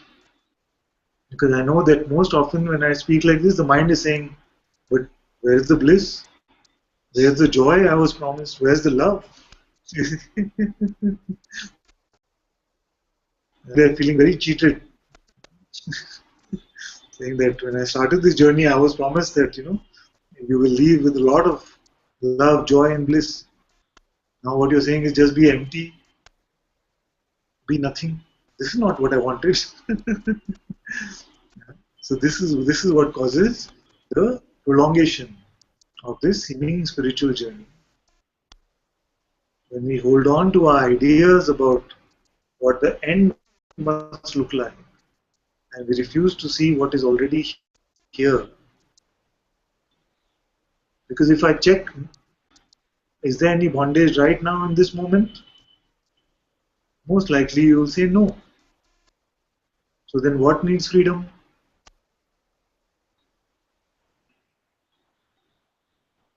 Who is asleep right now that needs to be awakened?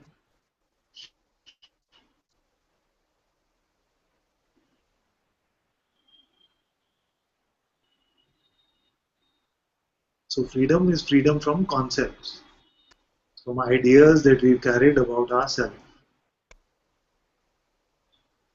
Only God is in reality. You don't have to become God. It is only God pretending to be you and God dropping the pretense and God playing as if it needs to share like this in Satsang.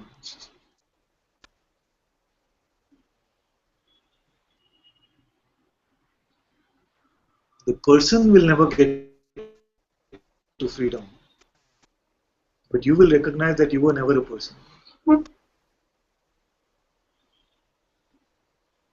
As long as the person is trying to get to freedom, the journey will seem to get longer and longer. But you see, yes, I don't find the person, and I'm not going to believe in it unless I see it. I feel it's a very scientific approach.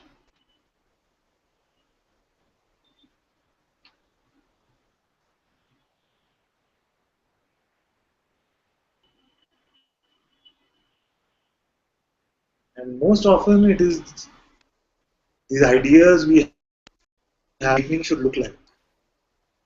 What will be the color of my halo? What miracles will happen? Will the world just become this ball of white light? We keep waiting for those ideas and we miss the reality of what is. You're much more magnificent than any of those ideas right now.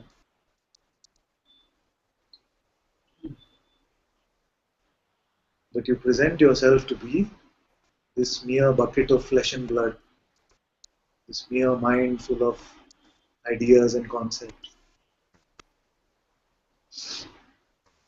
I cannot believe myself to be that anymore, and therefore I cannot believe that you are that anymore.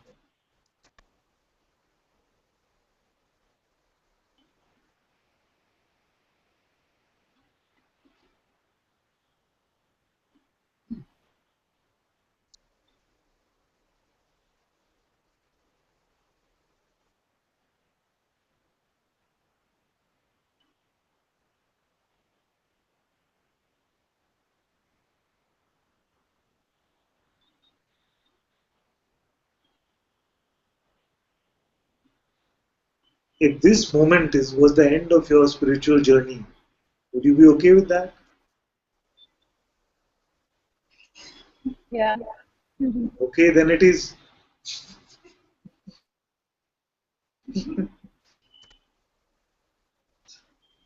If you have the innocence to accept this, then the journey is over now. If you don't go but something, then it's done.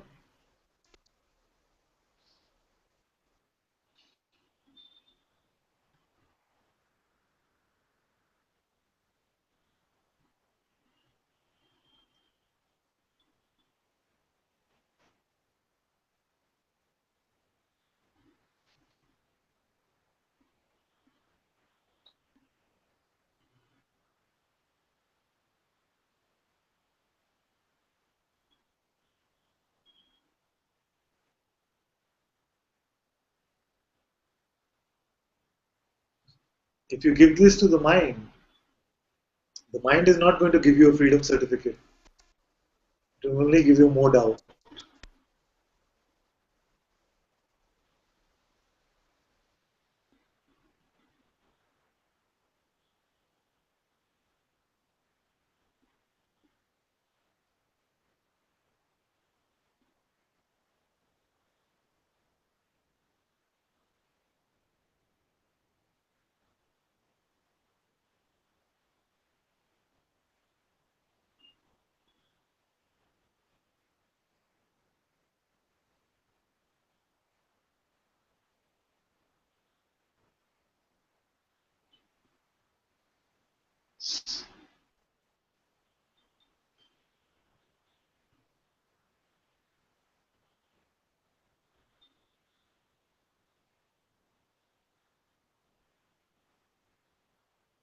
Father, I'm like offering everything at your feet, but that's online. Yes, yes. Just offer me all your thoughts. The rest you can keep. It's okay.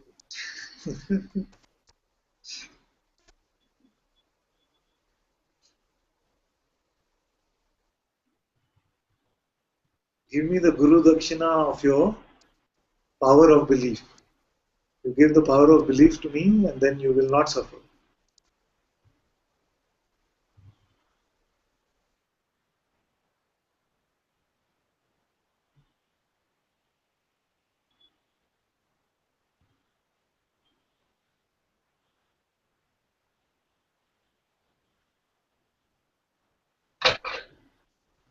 Thank you, Father. Thank you, my dear. Very good.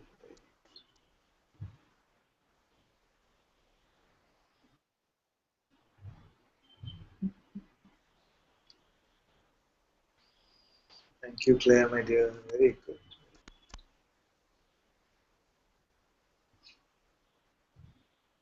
Marisa, dearest Ananta, recently many new, in quotes, spiritual concepts have been. There is the ring of truths. Oh, it sounds like the truth. Yes. There is the ring of truth, but somehow encapsulate time and a practice. My question is how to navigate these concepts.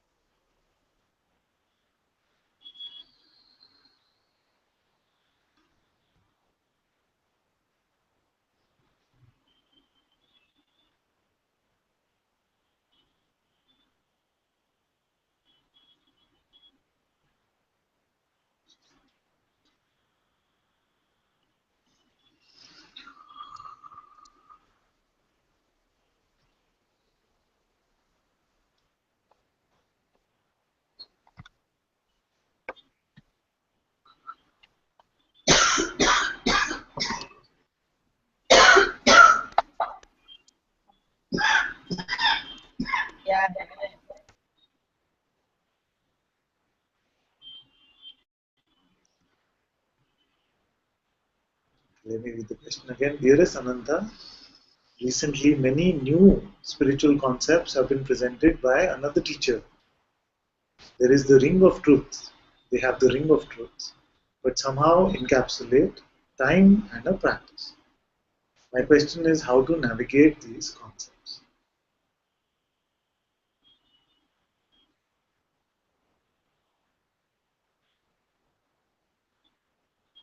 I feel that you're here now and you're being shown the possibility of being completely concept free.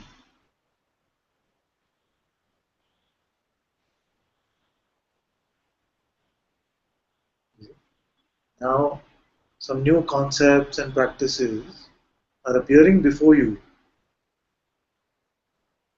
but you already see that no concept will lead me to that which already is, because I am already here.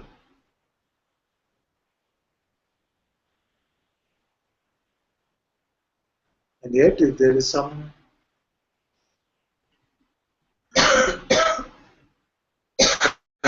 practice that is happening naturally, there is nothing wrong with the practice in itself. It is the idea that I am the practitioner, the idea that I am doing the practice as an individual. That is what is troublesome. So as long as we are not picking up any concepts, and actually the worthy concepts are only those which are freeing you from other concepts. So if they smell like this, if these concepts, new concepts also smell like this,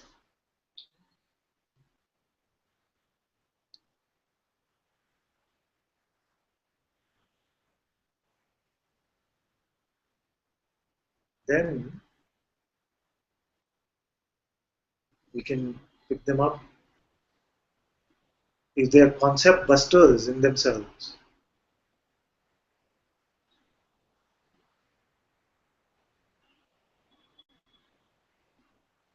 then we can pick them up. If they're just adding to your basket of spiritual concepts, then you don't need them.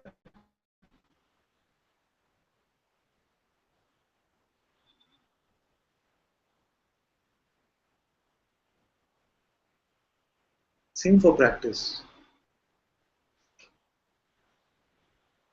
Allow the practice to happen, but don't get involved with the idea of being the practitioner. Don't get involved with the idea that the practice is leading me somewhere. Because there is truly nowhere to go. All that needs to happen is the recognition of what is true right now and the dropping of the false ideas that we had about ourselves. And both are happening here. So if something is aiding that, then by all means. But if you find that you're just picking up some new ideas, you're becoming more spiritual in terms of a spiritual personality, then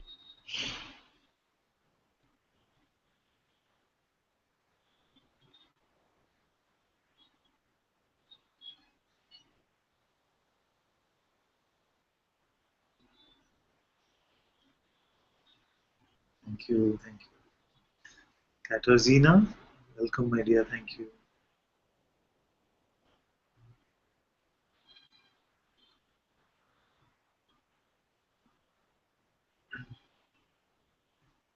Okay, there's some requests to enter the hangout, so if someone has been there from the beginning, they can make some space.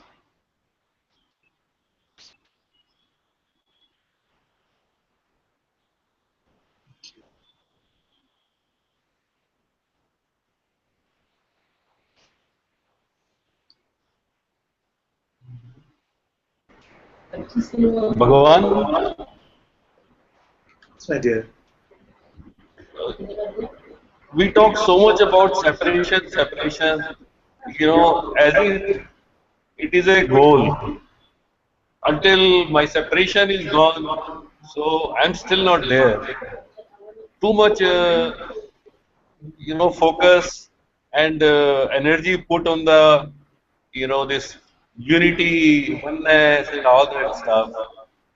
So please explain what is this separation and what is this unity? Because uh, like this computer, uh, it is very difficult at the mental level to accept it as me.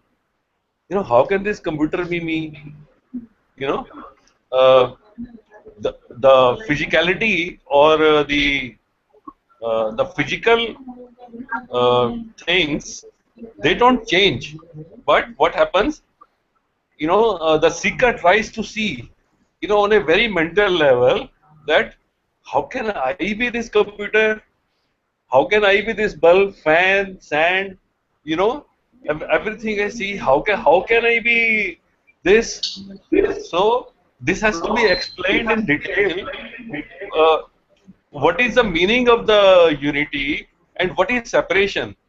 Because even if you do everything, you have seen the truth, everything, but then there is this chakar guy. Uh, am I same as that photo of the Ramanna? I told Muji Bhagwan when I first met him, somehow it just came out. He was having Papaji and Ramanna photo right besides, and I just saw myself saying Ramanna is false, and I said Papaji is false, and I said it just came out. Then Bhagwan asked me, and you? I said I'm also false. So please explain. What is this separation? Because I'm a disciple, you are a guru. We say there is no guru, there is no disciple. You know, so much confusion is there. For once for all, settle this. Please explain this and settle this. Yeah, so just now also you said that we have to use words which are completely contradictory because we are ultimately leading to nothing. No, my experience is different. My experience is uh, there is no other and there is no me. So no question of separation or the unity. My That is in experience is there. My experience is there. yes, yes. But what The happens?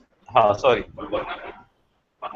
the belief in the idea of a separate me, the belief in the concept of a existence of an entity called me is the separation.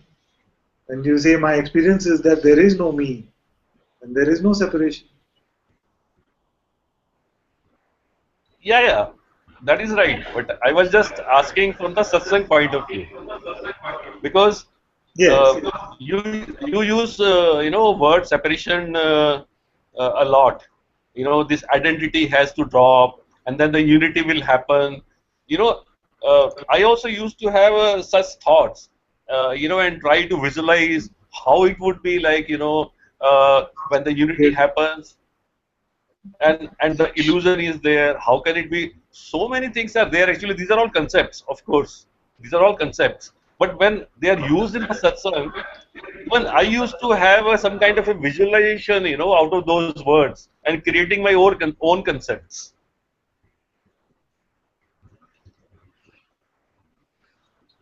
actually, as you say those words, I was not finding them that familiar. I do use the word separation.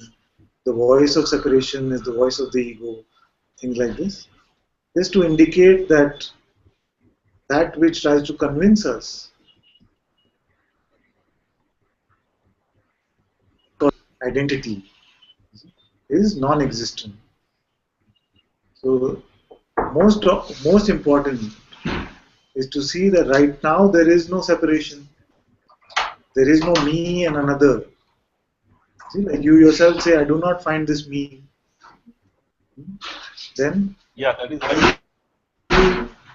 how do we put on this role of me and another? How do we say, okay, I feel this way, but another in the Sangha might not feel? This is what my experience is, but yours might be different. This is what I No, no, no. say, but you say. No, no. What, I was saying what were my thoughts actually. How it was perceived by myself only yes, about a week back. So I'm not saying that how others will take it. I'm yes, saying that even I had this idea.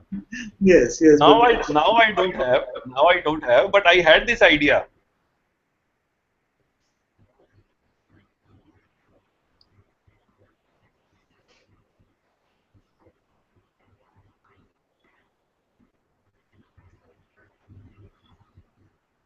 as long as you don't have the idea now, that's all that's important.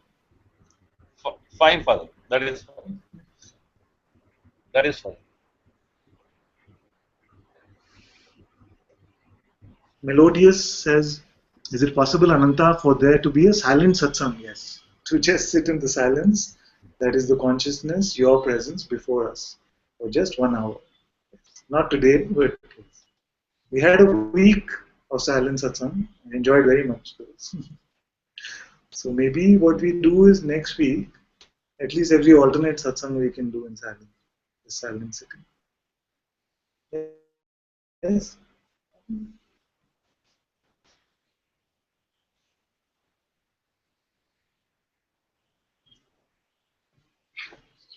Yeah.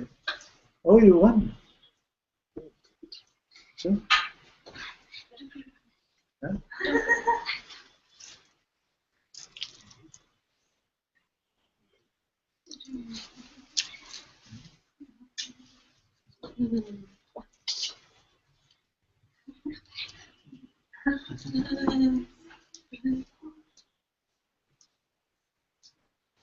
My wife is making new getting new milestones in her work every day. So that's why we saw her in Satsang today, just because she wanted to show me something.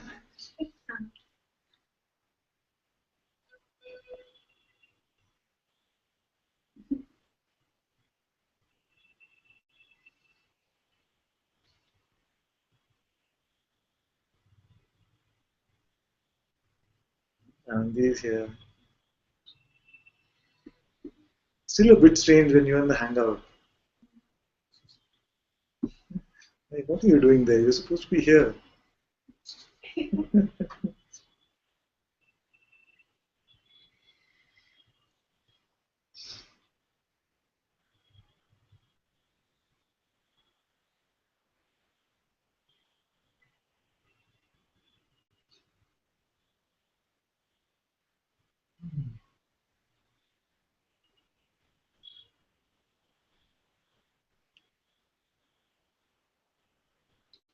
So can you elaborate on He says, can you elaborate on surrender?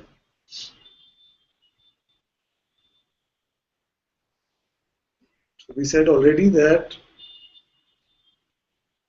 the simplest way to look at it is to say that everything is offered up at the feet of the Master or the feet of God. Which means what? It means that everything that the mind is saying is not your problem anymore. It's the Master's problem. It's very beautiful to see that anything which the mind says is a problem, anything which the mind says is something wonderful that I did, or something terrible that I did, anything that comes up, if this natural inclination is there to offer it up to the Master, say it's your problem, you deal with it. You see? So it starts off with the sense that you are the doer, Tom Karta, and I am the experiencer. Tom Karta, मैं भोगता. Then it goes to this sense that the doer and the experiencer cannot be two. Then it becomes Tvam Karta, Tvam Bhokta. The doer and the experiencer are both you. So you are doing, you are experiencing. I have nothing to do with any of this. That is true surrender. See, so it starts off as a half surrender. It more starts off like a business deal.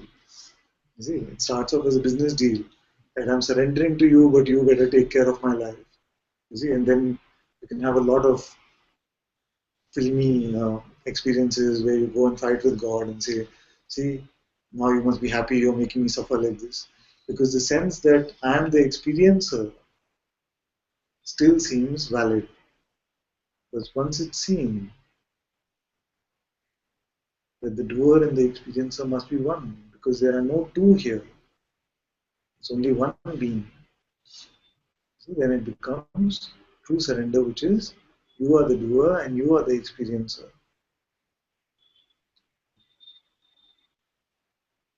So it can start off with the sense that I have nothing to do with this. But it comes with the ultimately to the realization that I, this way, am nothing, and you are all there is.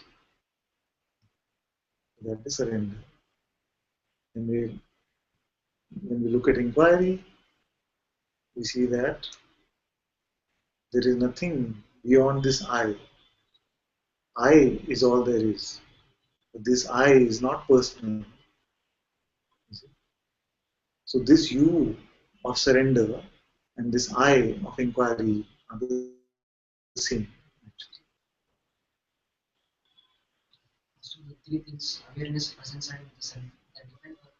Awareness, in the definition that we use, We use awareness and the self synonymously, and we use the presence to denote the sense I am, consciousness, beingness. All of these terms we use synonymously. So the last thing you said, last is Yes. you said something. Last thing is The I of self-inquiry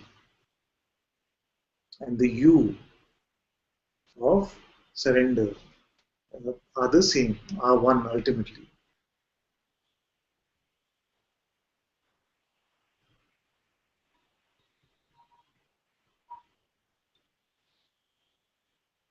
so it's when you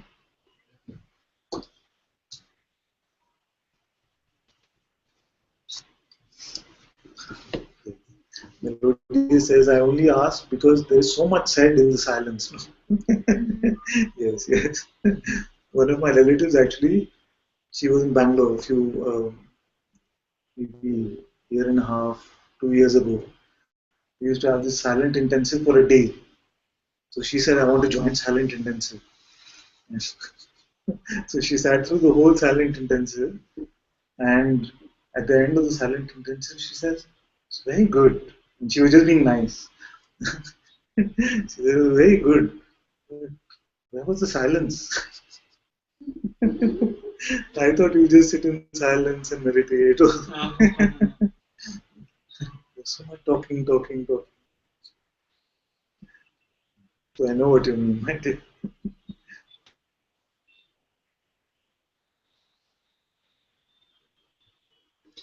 I just wanted to ask about the surrender question because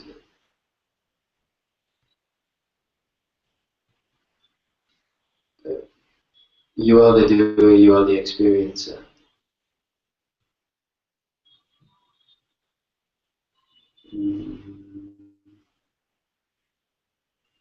In as much as that what's arising is arising of its own accord, and the same that in which it arises it also is perceives.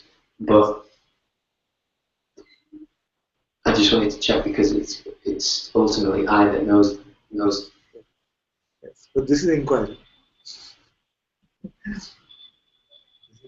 So that's why this is all about so this to be able to look in this way, to contemplate that this is perceived and I am that awareness which is aware of all of this is what is called the contemplation of inquiry, the self-inquiry.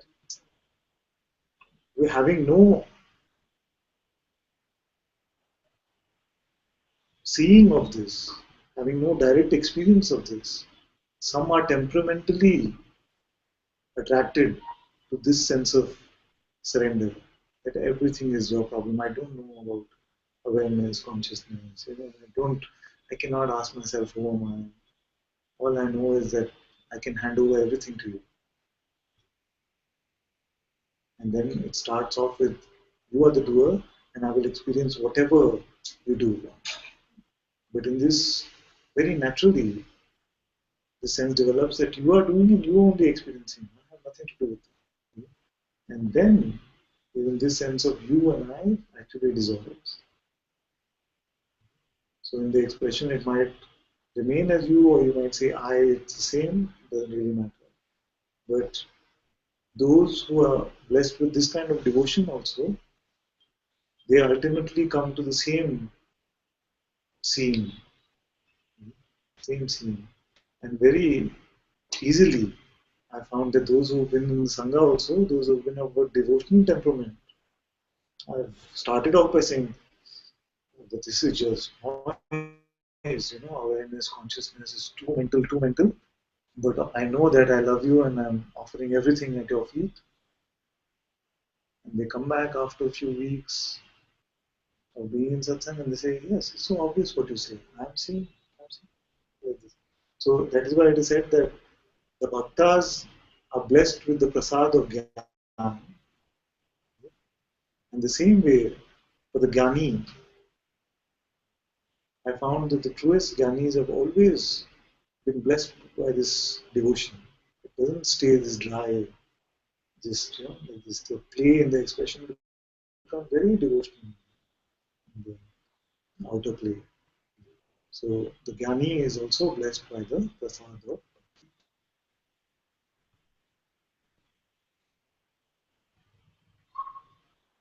And it's not as black and white as we define, because you can be both of an inquiring temperament and emotion. Anywhere in the spectrum you can be. Neither, it's not like you are this and you are that.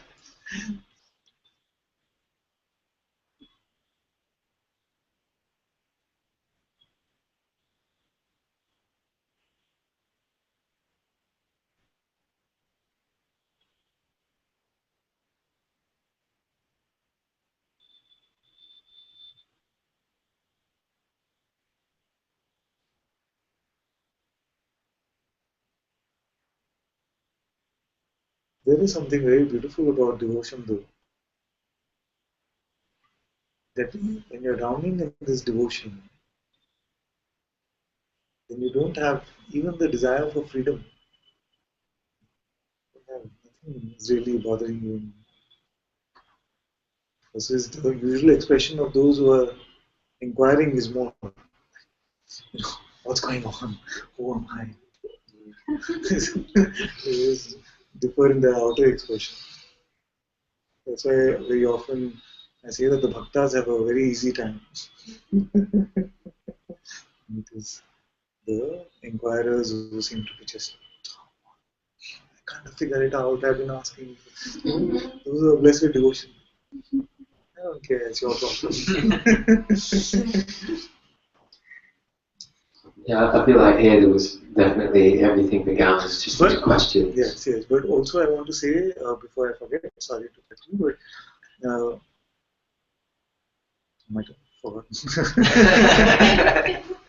Yes, yes. The pitfall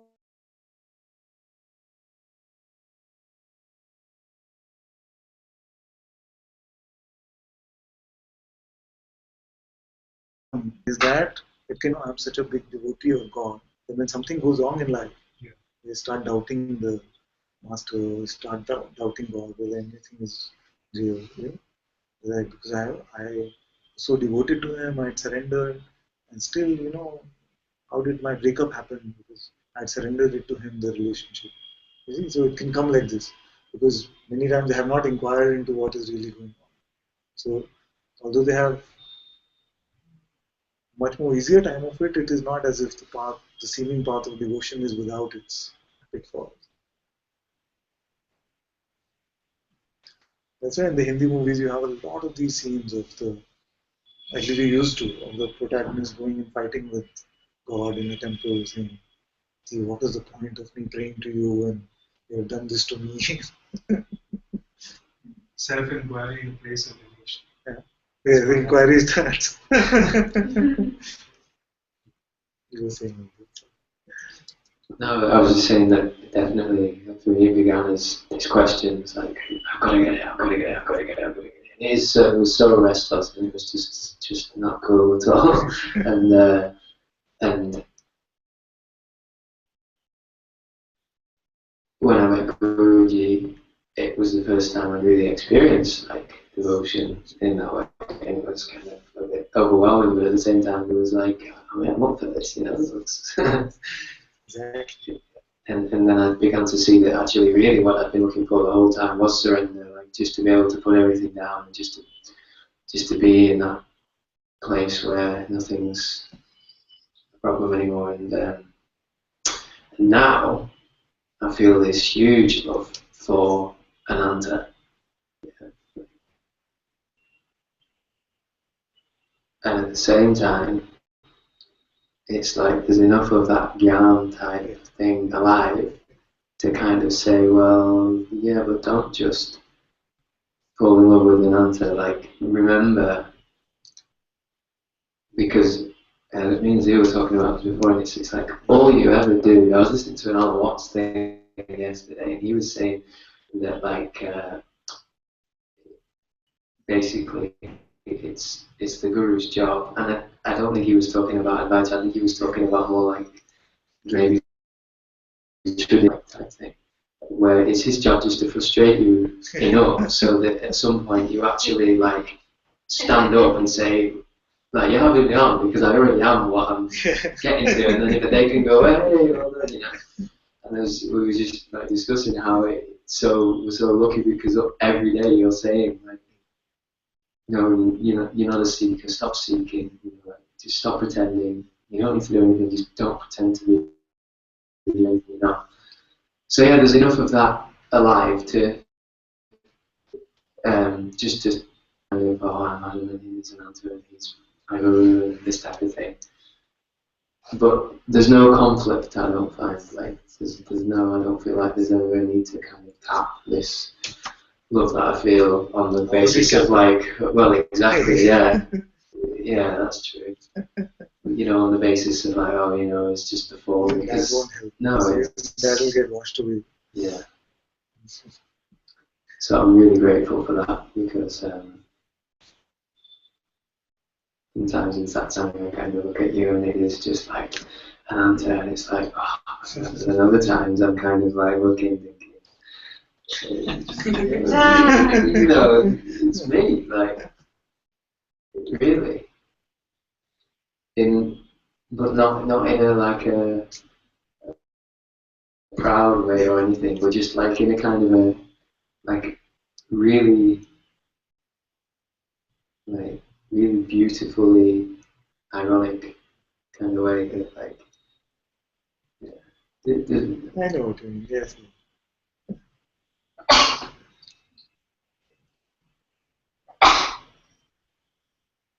And it's so beautiful how it flows like this, isn't it? Because we would not have been able to, the presumed I would never have been able to do this, create just the right amount of love and create the right amount of inquiry. So that's why it's just so beautiful to see that grace knows exactly what it's doing.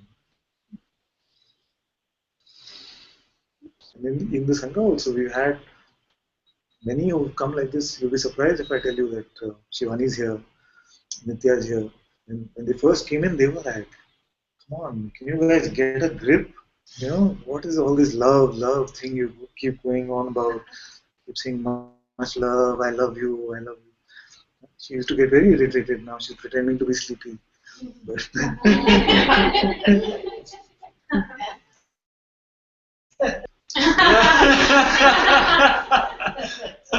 she's awake.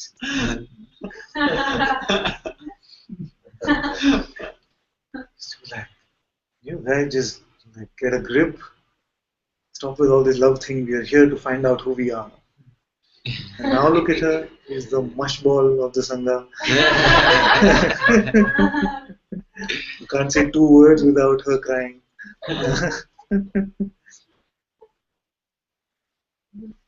Even Nitya, when she first came, she said, it feels very uncomfortable for me when all of you guys, you know, talk about love and I love you so much.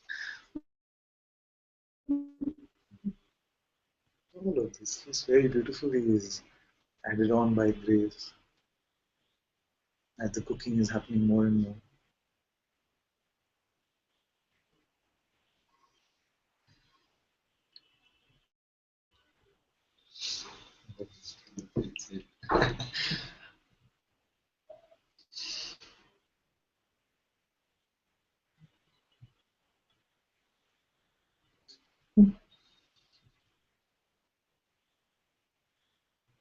It's good to know you love me just enough.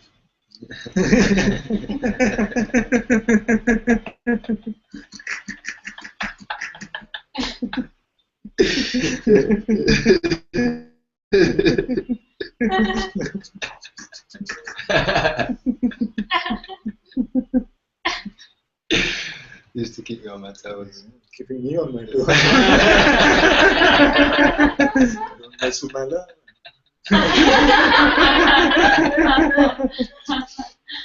Still still have their inquirer,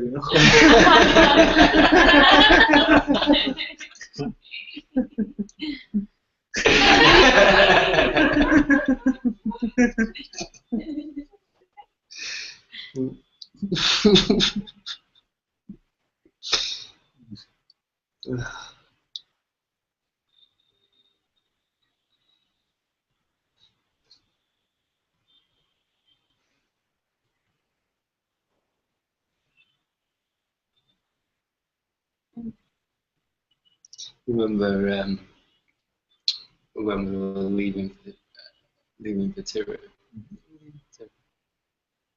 or we were leaving Tiru. Yeah, and you said to me, like, I was just kind of staring at you, and you turned around and said to me, "Oh, does it all seem surreal yet?" Or something like that. And I still can't figure out if it's getting more surreal or more real.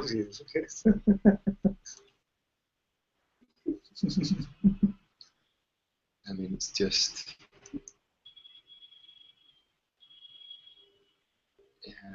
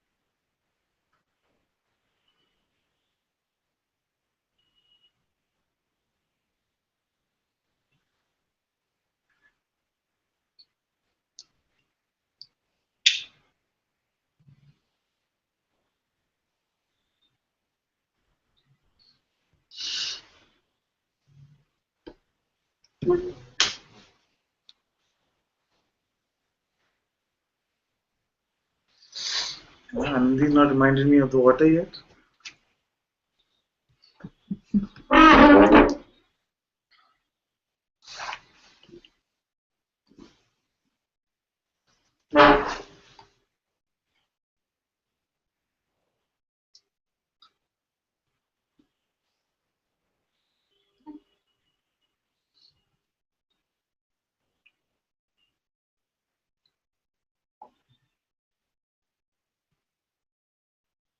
Good.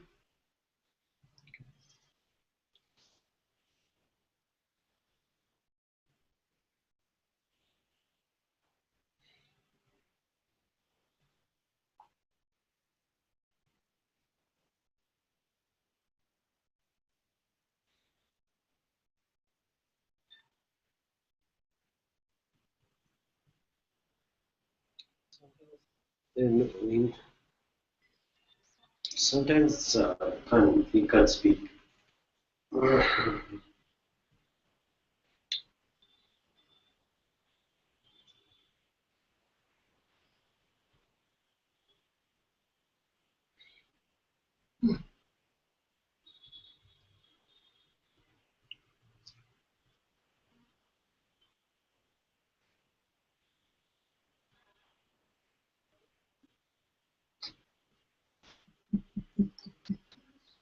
A little baby. He's growing younger and younger every day. I used to call him my teenage son.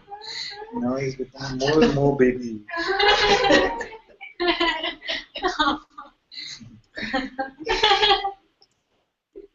And I like to be naughty. I know that. So like that. That's why his name is Gopal.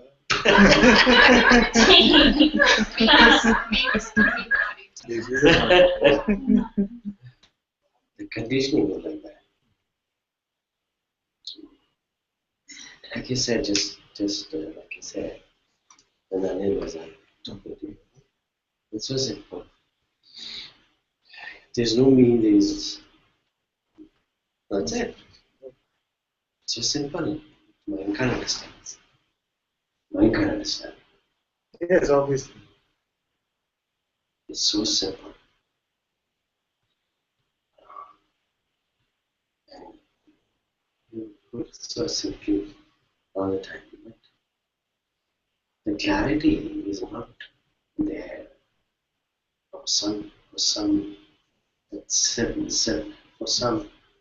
at some moments. Because you're caught in the questioning. The mind is not placid. The mind is placid. And you're directly in your heart and you understand. This is what I understood.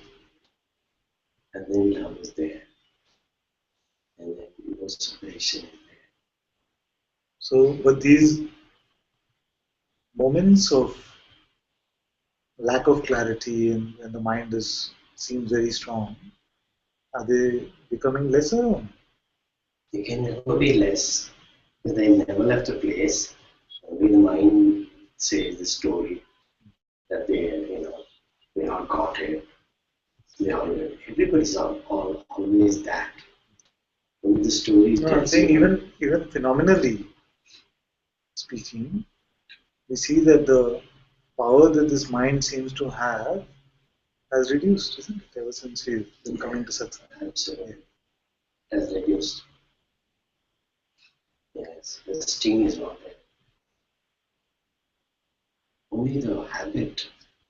Sometimes, the habit puts you down. And now, actually, we must ask, what is it that I don't want to be without? Which concept is so dear to me that I am unwilling to let go of it? Because I feel that having been in satsang so long, and I remember that there was such a long time where it used to be just you and me, many days. Then Jaya was there, Anandi was there. Yeah. But because you live in Bangalore, many times it was just two of us on the table. Yes, just two of us. Yeah.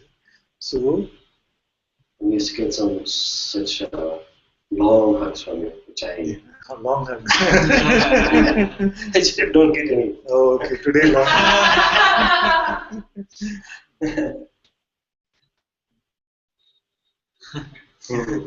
So what is it that as a concept still seems dear to you about yourself? Is there anything?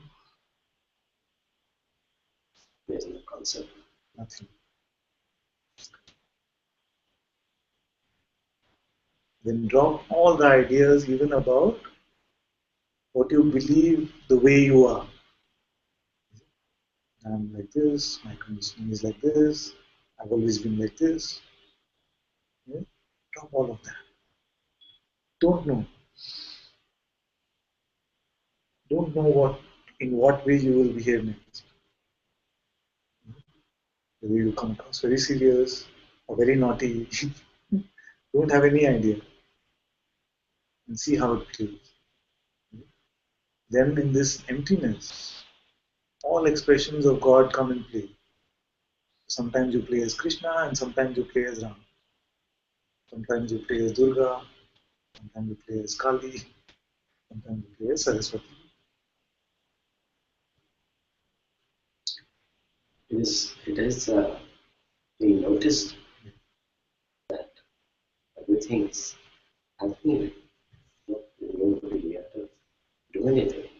Doing is happening. concept that you might have about yourself now can be thrown away, offered up in satsang. So if someone comes and says, "Oh, but you're very naughty," am I? Yes, you don't know.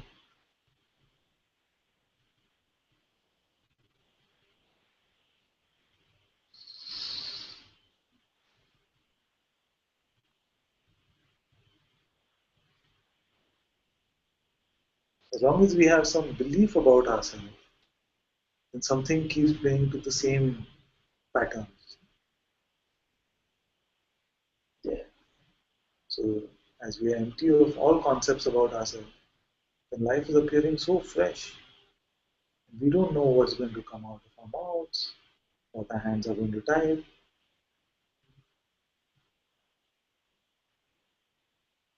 Yes. Oh, man, that would be so. Amen. Thank you. Thank you. Losing all of our concepts, we don't lose anything of value.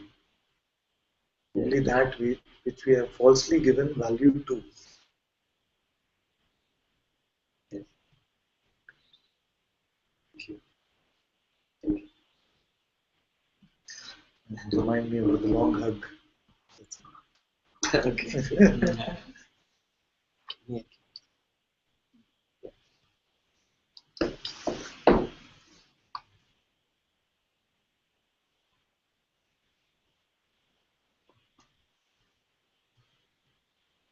We'll end now.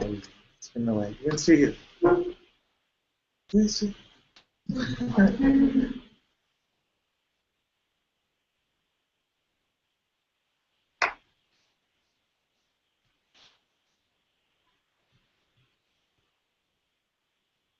I see. Very beautiful, something that Melodious has written. To my companion, the mind.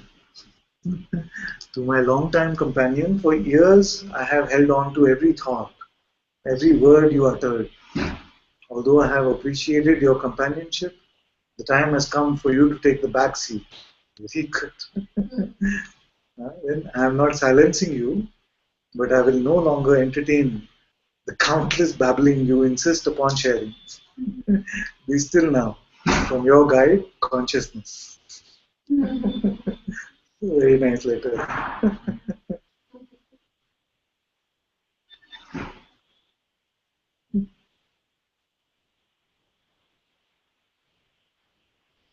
Gopala, Gopala, Shama Gopala, Gopala, Gopala, Shama Gopala, Murali Gan Lola Gopi Gopala, Murali Gan Lola Gopi Gopala, Gopala, Gopala, Shama Gopala, Gopala, Gopala, Shama Gopala.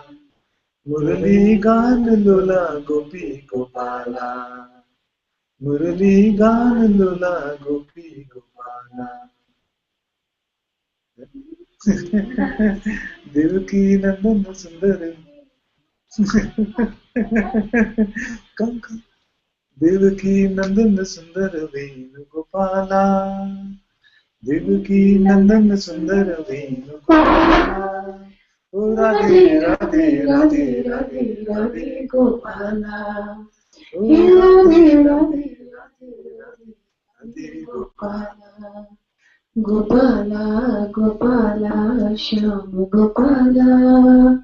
Gopala, Gopala, Sham Gopala. Murali Ganala Gopi Gopala. Murali Ganala Gopi Gopala. Devaki Nandan Sundar Venu Gopala. Devaki Nandan Sundar Venu Gopala. Oh, Radhe, Radhe, Radhe, Radhe, Radhe, Gopala. Oh, Radhe, Radhe, Radhe, Radhe, Radhe, Gopala. Gopala, Gopala, Shyam Gopala, Gopala, Gopala, Shyam Gopala, Murali Ganalola, Gopi Gopala, Murali Ganalola, Gopi Gopala, Devaki Nandana Sundar Venu Gopala, Devaki Nandana Sundar Venu Gopala, Radhe Radhe Radhe Radhe Radhe Gopala, Radhe Radhe Radhe Radhe Radhe Gopala, Gopala Gopala Shyam Gopala, Gopala Gopala Shyam Gopala, Murali Ganalola Gopi Gopala, Murali Ganalola Gopi Gopala,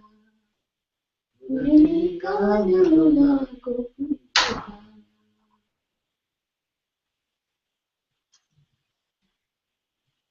Thank you for rescuing this bhajan. Sing one more of the Krishna ones. The two Krishna favorites. It's been a while since I've sung in at home.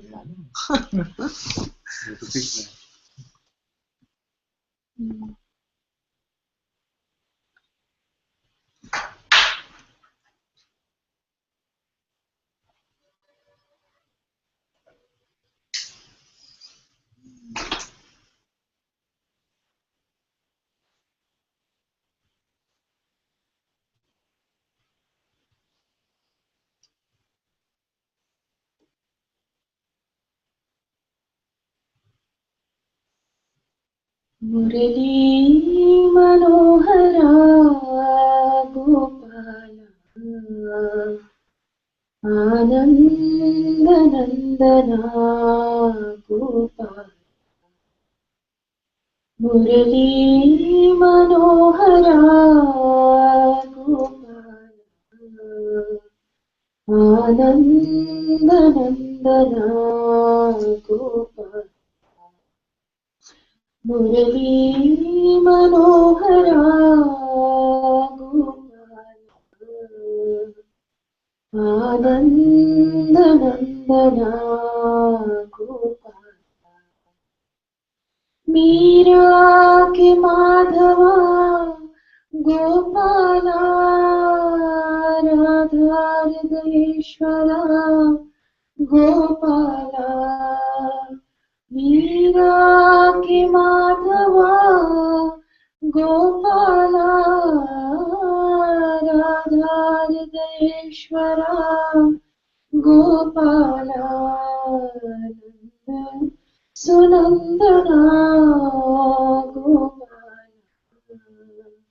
Ananda Nandana Gopala, Murali Manohara Gopala,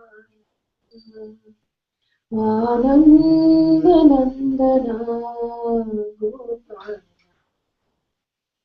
He Mayadhishwara Gopala, He Vaikunteshwara Gopala, He Mayadhishwara Gopala, He Vaikunteshwara Gopala, Gopi Janaranjana Gopala, Ananda Nandana Gopala, Murali Manohara Gopala, Ananda Nandana Gopala, Murali Manohara Gopala, Ananda Nandana Gopala.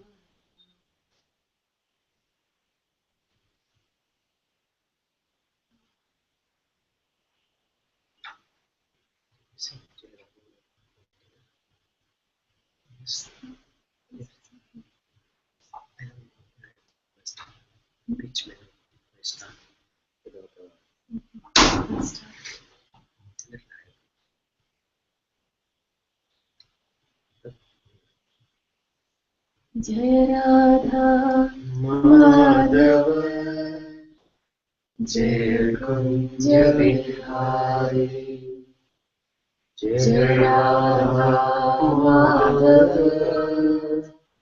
जय कुंज बिहारी जय गोपी जनवल्लभ जय गिरिधरधारी जय गोपी जनवल्लभ जय गिरिधरधारी जय राधा माधव जय कुंज बिहारी यशोदानंदन ब्रज जनरंजन यशोदानंदन ब्रज जनरंजन यशोदानंदन ब्रज जनरंजन यशोदानंदन ब्रज जनरंजन यमुना तीरविहारी यमुना तीरविहारी जय कुंज बिहारी जय कुंज बिहारी हरे कृष्णा कृष्ण कृष्ण हरे हरे हरे राम राम राम हरे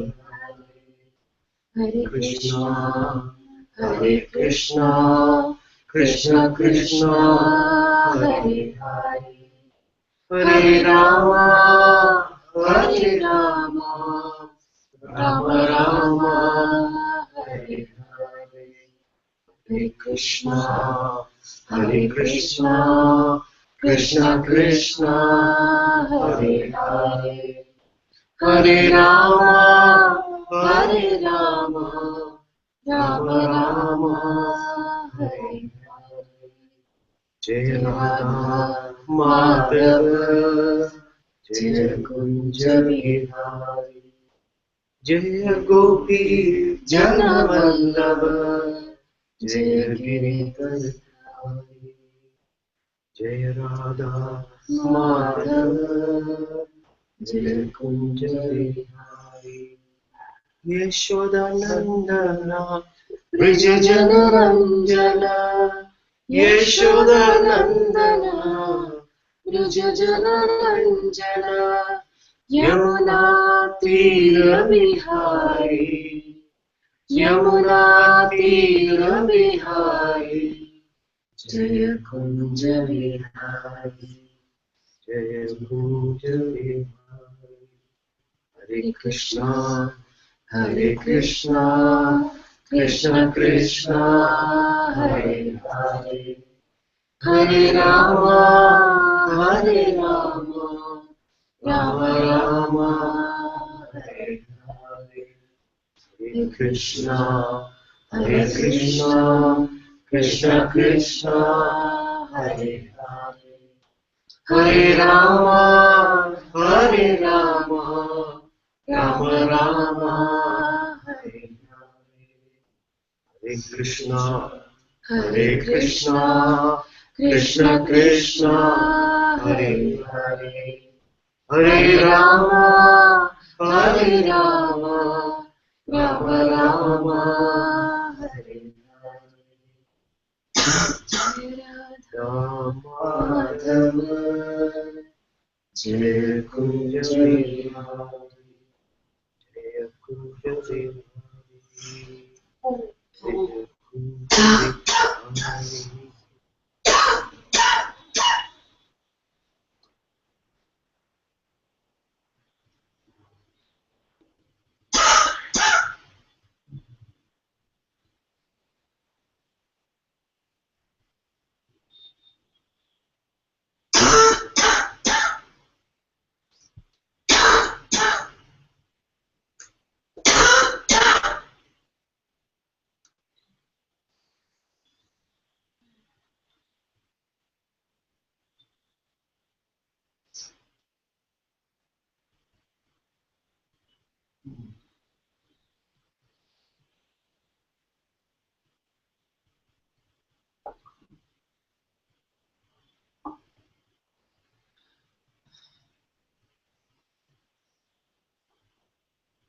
know Krishna Manamohan?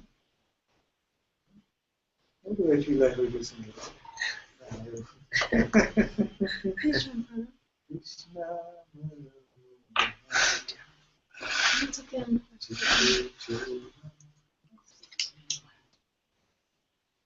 After the broadcast, we put it on.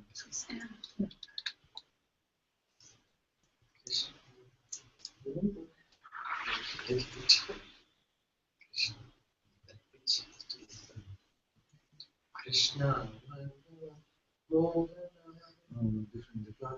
This one is Krishna Manamohana Chita Chora Radha Jivana Krishna Manamohana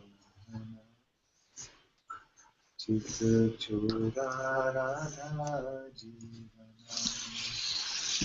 Vrindavan Sanchari Govardhan Giridhar Vrindavan Sanchari Govardhan Giridhari Hidaya Vihari Hari Narayana Hidaya Vihari Hari Narayana Narayana Hari Narayana.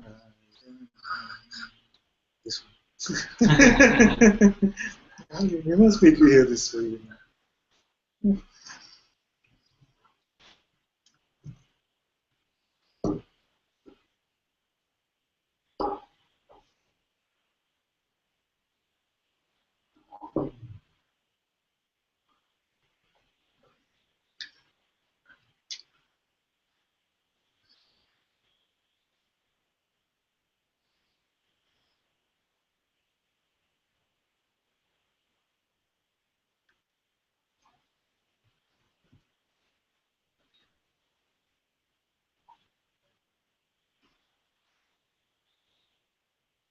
Thank you all so very much for being in Satsang today. Sadguru Shri Muji Ji ki Jai. Jai.